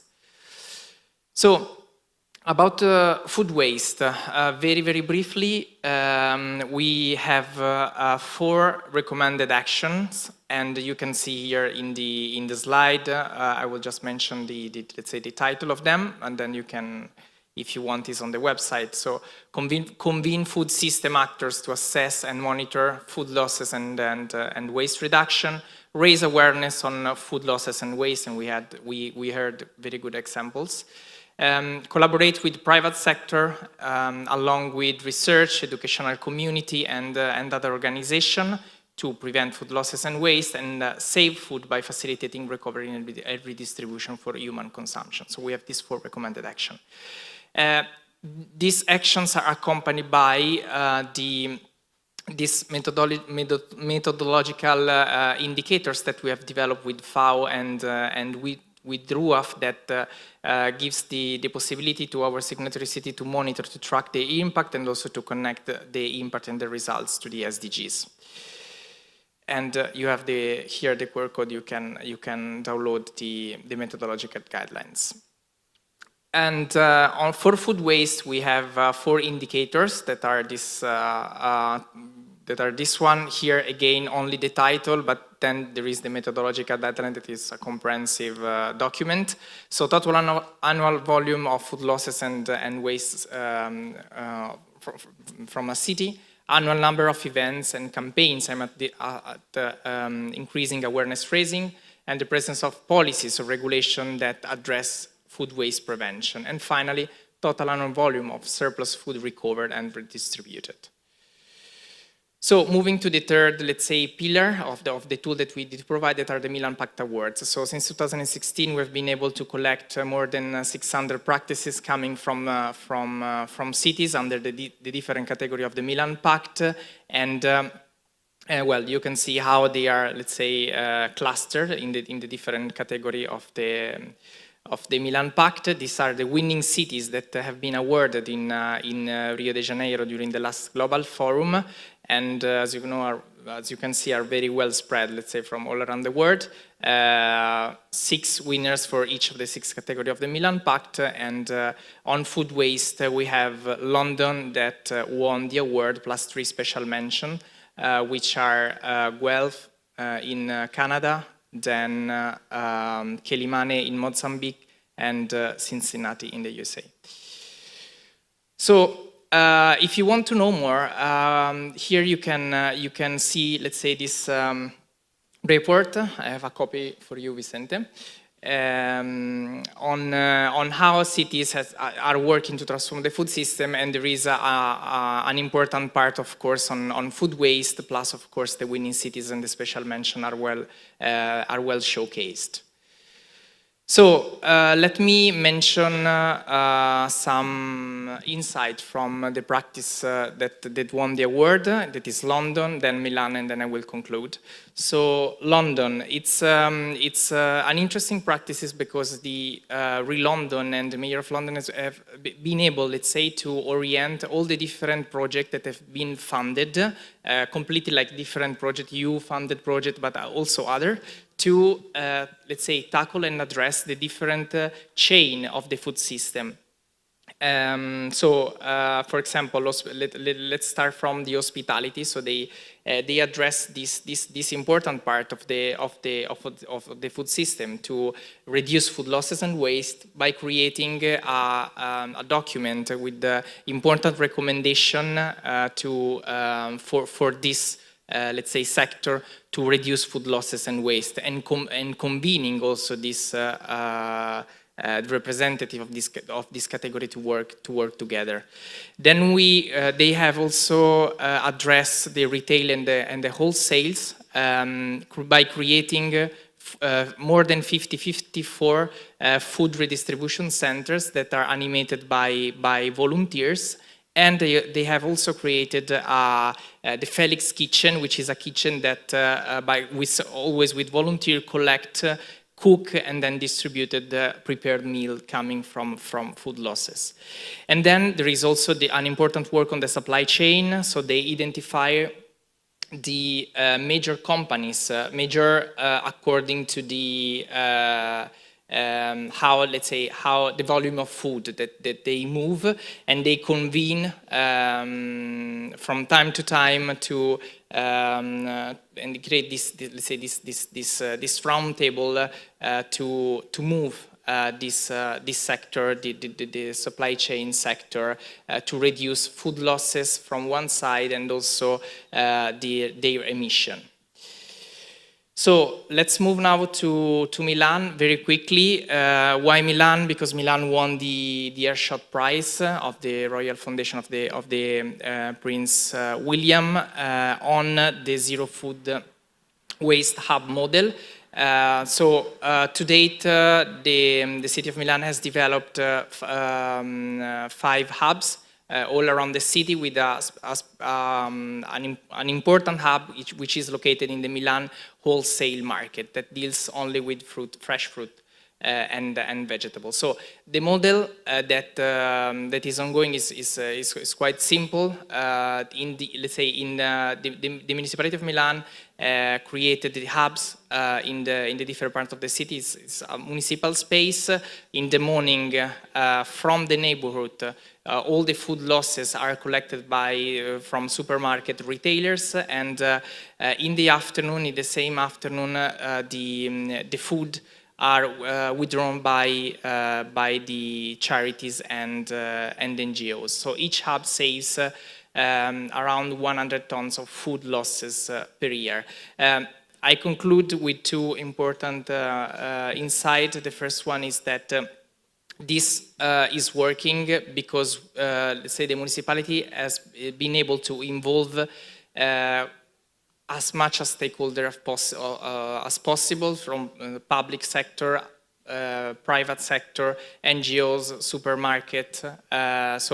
And you can see also in the slide. And this is something that also London has done. So the systemic approach and involving the stakeholder as much as a municipality can achieve is a key for the success of the initiative. And finally, I would like to conclude on Milan with this information.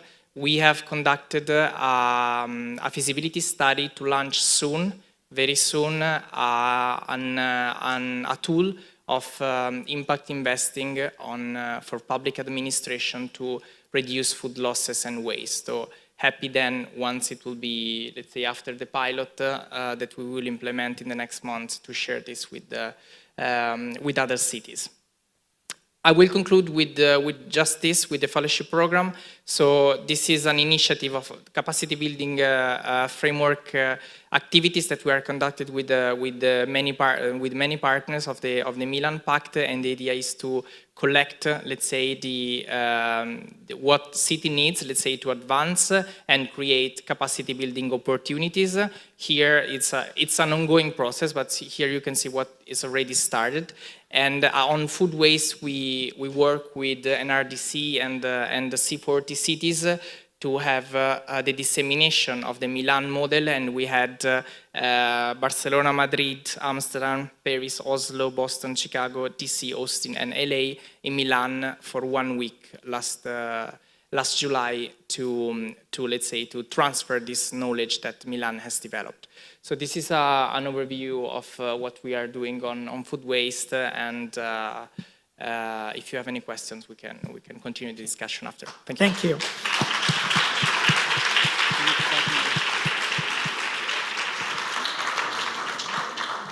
Okay, now it's time. Ahora es tiempo de escuchar a Jorge Molero de la Red de Municipios por la Agroecología. Cuando quieras. I will shift you into Spanish, so if you want to put your headphones on, because I asked with him, and he told me in Spanish, so I will do in Spanish, okay? Speak in Spanish. Bueno, pues muchas gracias al CEMAS, muchas gracias al Ayuntamiento de Valencia por habernos invitado aquí. Bueno, pues vamos a hablar un poco de propuestos y ejemplos desde la Red de Municipios por la Agroecología, ¿no? ¿Qué es la Red de Municipios? Pues la Red de Municipios es una red oficial, es una asociación de municipios, también puede haber mancomunidades y diputaciones. Somos la red, obviamente, más pequeñita de aquí. Nosotros solamente sumamos 25 municipios, llegaremos dentro de poco creo que a 30, pero sumamos unos 9 millones de personas aproximadamente, ¿no? Como bien digo, somos ciudades grandes y pueblos pequeños. Aquí no solamente están ciudades, sino también municipios como puede ser Madrid, que es un municipio de casi 4 millones de habitantes, Barcelona, Valencia, o municipios como puede ser Ainsa, que tienen menos 2.500 habitantes. Entonces, ¿por qué? Porque las políticas alimentarias locales tienen una base de trabajo local, y eso es lo que queremos y consideramos que nos une a todas y a todos, ¿no? Bueno, y dentro de este paraguas de la agroecología trabajamos conceptos como derecho a alimentación saludable y sostenible, cambio climático, soberanía alimentaria, participación, desperdicio alimentario también, que aquí no lo he puesto justo a una presentación que vengo a hacer, de esto no lo pongo, pero bueno.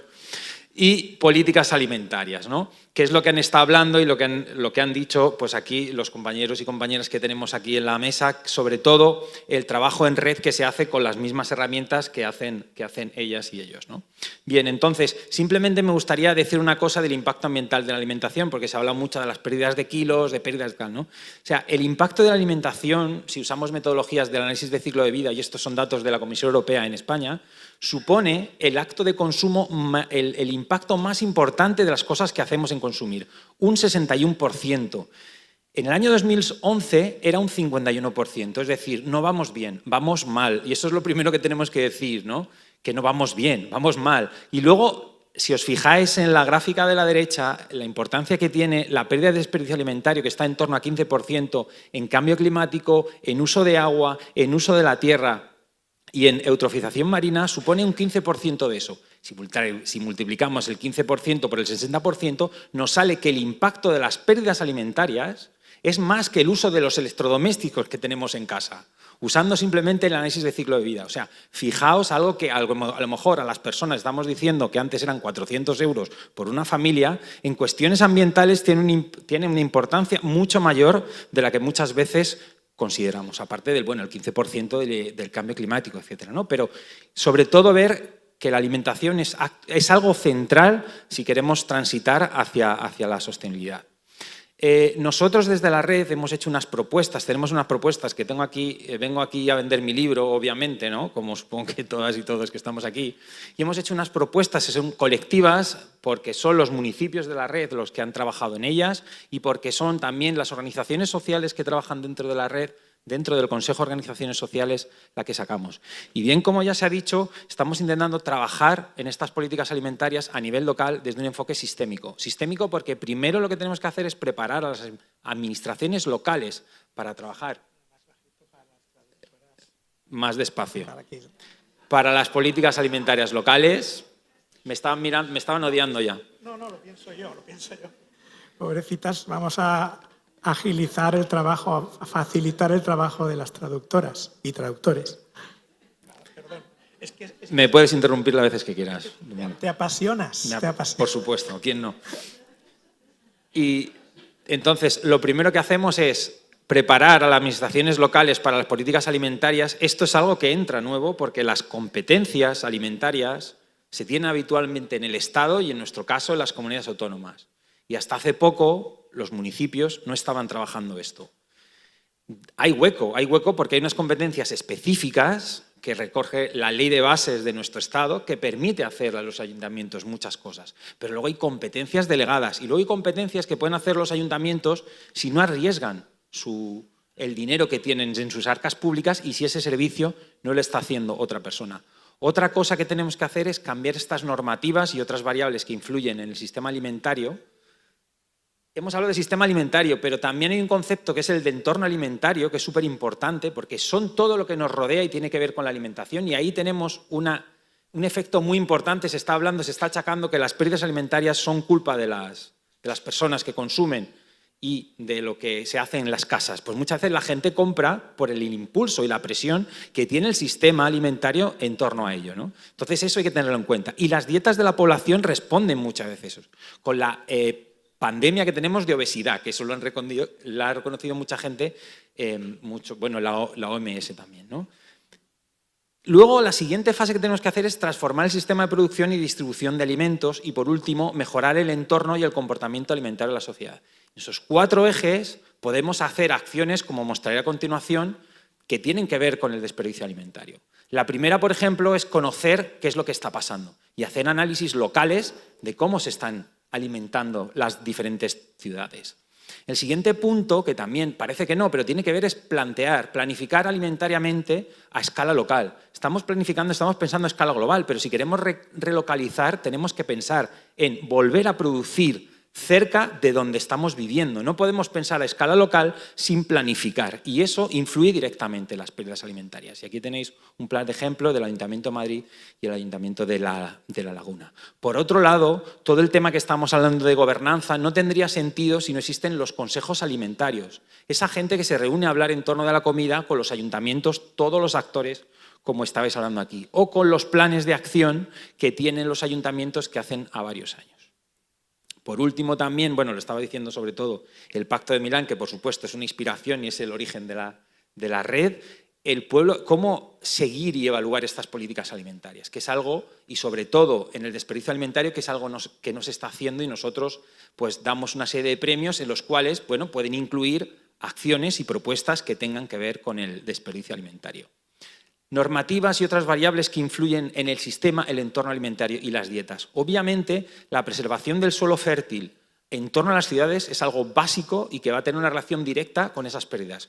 Cuanto más transportamos los alimentos, como el ejemplo que nos estaba diciendo antes, ese camión de fruta que se traía, cuanto más alto se da, es igual que la energía, más pérdidas tiene que haber. Luego, cuando produzcamos más localmente y sobre todo respetando espacios para la alimentación en las ciudades, pues más vamos a reducir estas cuestiones.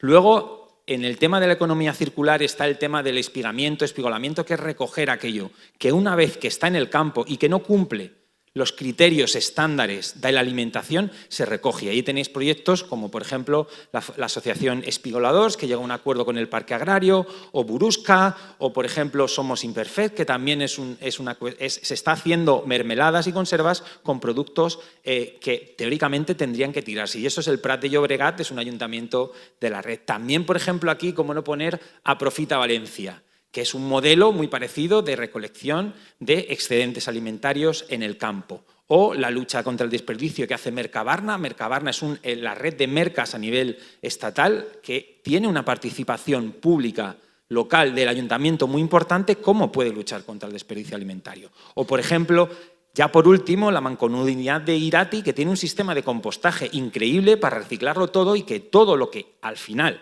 no se ha podido consumir vuelva a la producción o vuelva incluso a los parques agrarios que hemos estado protegiendo anteriormente, ¿no? Y, por supuesto, para esto hay que investigar localmente. La investigación tiene que ser local y basada. No te preocupes que ya voy terminando, ¿no? Por último, para transportar el sistema de producción y distribución de alimentos es mejorar las condiciones del sector productor, ofreciéndoles infraestructuras públicas que hay para la transformación. Hay muchas infraestructuras públicas que no se están usando. O, por ejemplo, dando ayudas o subvenciones a los productos locales, ¿no? O, por ejemplo, vendiendo localmente, como puede ser el mercado de Allariz, de venta directa de Allariz, o la Ecotira, que es un proyecto que está aquí, en Valencia, en Mercavalencia, y que es el Ayuntamiento de Valencia el que participa en él, suministrando alimentos a los comedores escolares, directamente de productores ecológicos locales de la región. Ya por último, para terminar, mejorar el entorno y el comportamiento de la sociedad. Obviamente hay que sensibilizar a la población, pero fijaos que he dicho 10 medidas anteriores que tenían que ver con el sistema alimentario, no solamente con la concienciación de la población. Hay muchas cosas antes de que lleguen las personas que están afectando a que haya ese desperdicio alimentario. Y por ahí tenemos la campaña de la red, por ejemplo, de Alimentación y Salud, o educar a los niños y niñas desde pequeños en la sostenibilidad, o jornadas que se hacen desde ayuntamientos pequeñitos. Favorecer el acceso a la alimentación saludable y sostenible para toda la población, especialmente la población más vulnerable, con proyectos de huertos urbanos de los cuales obviamente ahí no se tira nada, el proyecto de la botiga del Prat, o por ejemplo, talleres que se han hecho en Meliana de recuperación de excedentes y fabricar mermeladas con esos propios huertos urbanos. Y ya por último, uno de los ejes, por supuesto, es fomentar la compra pública alimentaria saludable y sostenible, como puede ser el Ayuntamiento de Orduña, porque sabéis que muchas veces mantener el precio del menú al coste ofreciendo productos ecológicos y sanos hace disminuir el desperdicio alimentario prácticamente a cero. Y luego hay iniciativas en Orduña, por ejemplo, todo Menorca durante una temporada estuvo comprando productos locales, una isla entera para distribuir localmente. Estos son algunos de los ejemplos de las muchas cosas que se pueden hacer de los ayuntamientos y ya con ejemplos reales de nuestro Estado para luchar contra el desperdicio alimentario. Ahí tenéis mis contactos, las personas, podéis, que lo hemos hecho en castellano, en inglés, me podéis preguntar lo que queráis luego posteriormente. Muchas gracias. Gracias.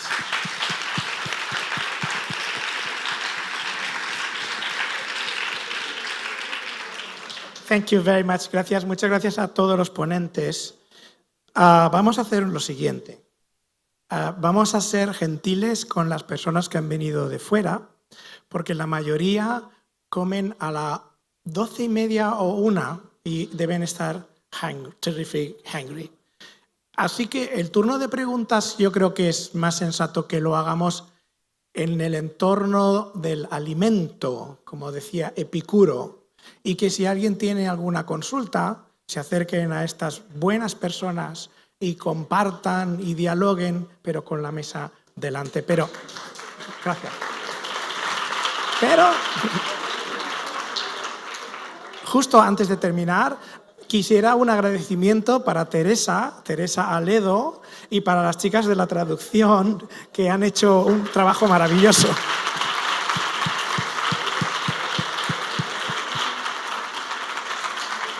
Ok, nos vemos todos a las 3, cada uno en la sala sectorial que se ha elegido. Hasta las 3. Gracias.